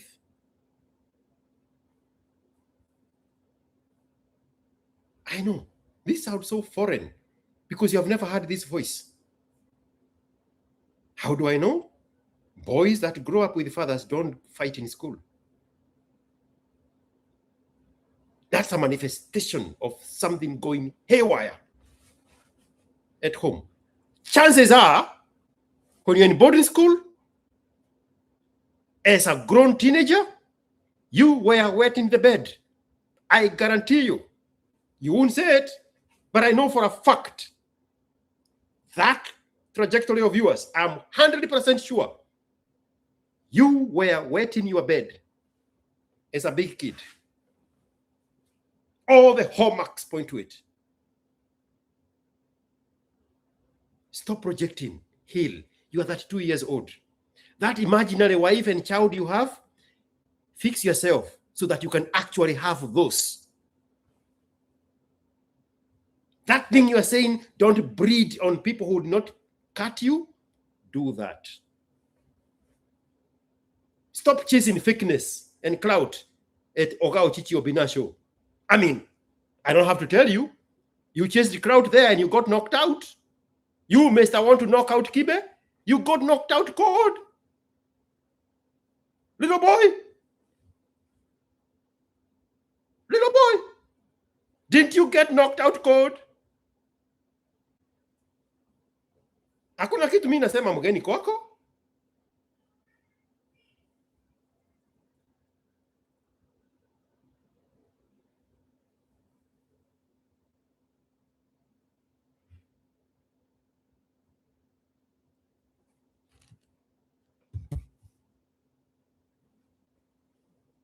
When the issue of Steve Simple Boy came up, you aligned yourself as a victim to associate with yourself with Simple Boy. This is what I do with that. This is what I did with that issue. They laughed at the simplicity. I made a song. Vijana tuache mihadarati. Then the simplicity became the brand. Ausio. They mocked the messenger. Dio manake. Then the message changed lives.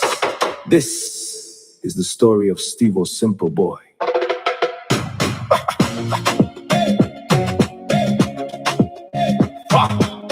From Oyugis with a dream in his heart.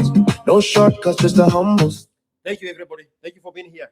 If you have not subscribed to this channel and you want to, do it. Thank you for the likes. They went way up. Thank you for the M-Pesas. Very healthy.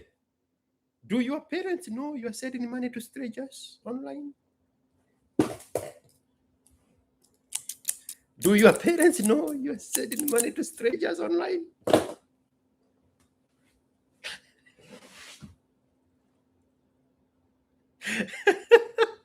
Ruben, thank you so much for 500. One of them disappeared. One moment. There's one that is not here. There we go. Anthony Moreithi, 3 Australian dollars. Thank you so much. Come on, man, 6756. Thank you so much for 500 US dollars. Collins Mwitia the boy, 200 shillings. Asante sana.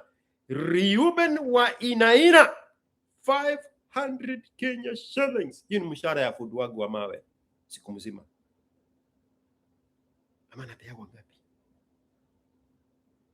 Ama ni mtu wa mikono. Yaje nalipaka watu wake pesa kidogo. Umbwa hii. Then there is Kimani IGG. 440 jewels. It's called UNC Alert. And then there, from the same guy, Kimani GG, Argentina for 98 jewels. I'm here to familiarize myself with that stuff. All in all, thank you so much, Anthony Moreithi, Come on Man, Collins Mwitia, Reuben Wainaina, and Kimani G. Thank you so much to my members, channel members, the real people who keep this thing stable. Jose Daly, Duke of Kiev, Trevor Noah, Ben became a member yesterday. Duke of Kiev, Tony Silver, and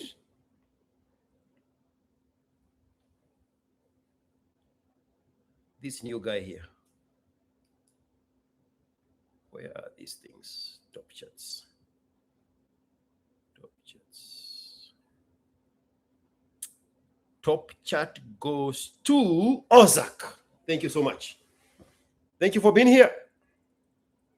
I speak like this so that I can give your father the freedom to speak like himself. The temptation is to try to make me speak like your father. But it's not fair for you to change me to speak like your father because you would not want your father to speak like me. So if we cannot make your father speak like me, it's only fair for me to speak like me so that your father can continue speaking like him, and we don't put pressure on him to speak like me. You can change father for your husband, for your uncle, for your brother, for those weaklings in your life that need to be told how to speak like. I am not one of those people.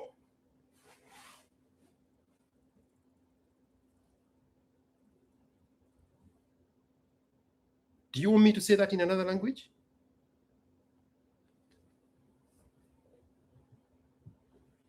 They laughed at the simplicity. Vijana tuache mihadarati. Then the simplicity became the brand, ASKiQ. They mocked the messenger, Dio manake. Then the message changed lives. This is the story of Steve-O Simple Boy.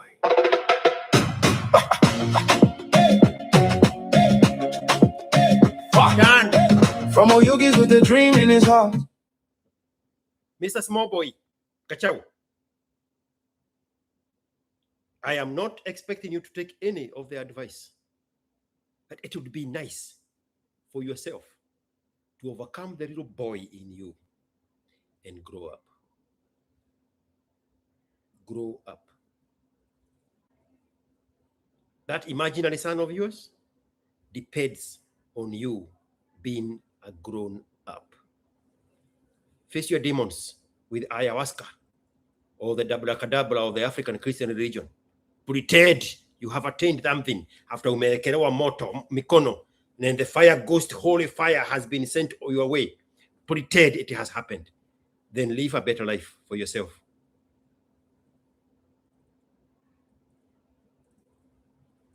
No shortcuts, just a humble start. No rich family, no famous name. Just faith and music, chasing fame. Little room in Nairobi town. Many days life try to hold him down. Empty pockets but a full notebook. Every lesson life became a hook. People laughed at how he talked. Still he kept on taking walks. One microphone, one prayer, one opportunity. Everybody said, you'll never make it. He smiled and answered, my time is coming. Like any who ties away. That's what life keeps telling you. For today, rise tomorrow. Turn your pain into a story. Like any who ties away. Simple words became the prayer. Simple boy, simple dream. Now the whole world knows the thing. Mihadarati. Yeah, Mihadarati changed everything. Youth awakened, voices sing. Message first before the fame. Everybody learned his name. Schools invited, media called. The nation watched him standing tall. No designer, no disguise, just honesty behind his eyes. Simple words, big impact. Simple doesn't mean you're small. Simple people still stand tall. Never judge a book by style. That's been Steve-O all the while. But fame comes dressed in many clothes. Friends become strangers nobody knows. Managers fighting over the pie. Promises fade and dreams running dry. Contract signed, he didn't read. Everybody claiming they would lead. Money came, money went. Lessons paid with every cent. Love stories fill the headlines too. Everybody had an interview. Some came for love, some came for fame. The internet remembered every name. They turned him into memes. He turned memes into marketing. They mocked his English. He kept releasing music. They laughed at his simplicity. The simplicity paid the bills. Like a new toss away. Every setback makes you greater. Laugh today, cry tomorrow. Keep believing through the sorrow. Like a new toss away. Life keeps writing every chapter. Simple boy, never fake, never fake. Every sunrise brings a break. Being different isn't weakness. Being authentic is a superpower. You don't need expensive words to tell an expensive truth. Sometimes the simplest voice echoes the loudest. Collaborations, interviews, television, breaking news. Some would cheer, some would hate, Still he never changed his gait. Now gotta recognize the fight. Speaking for the youth was right. From village roads to city lights, still believing wrong and right. The music keeps on carrying hope, giving ordinary people scope. One more song, one more stage, riding yet another page. You know, like a new ties away. Every mountain has a layer. Simple heart, simple soul, still pursuing every goal. You know, like a new ties away. That's the anthem of the dreamer. If they laugh, keep your jaw, long live Steve-O, simple boy. Some people become famous because they're perfect. Others become unforgettable because they're real. The world may remember the jokes, but history remembers the journey. From Oyugis to every radio, to every phone, to every dreamer, Steve-O, simple boy. You know, like it was away. They laughed at the simplicity.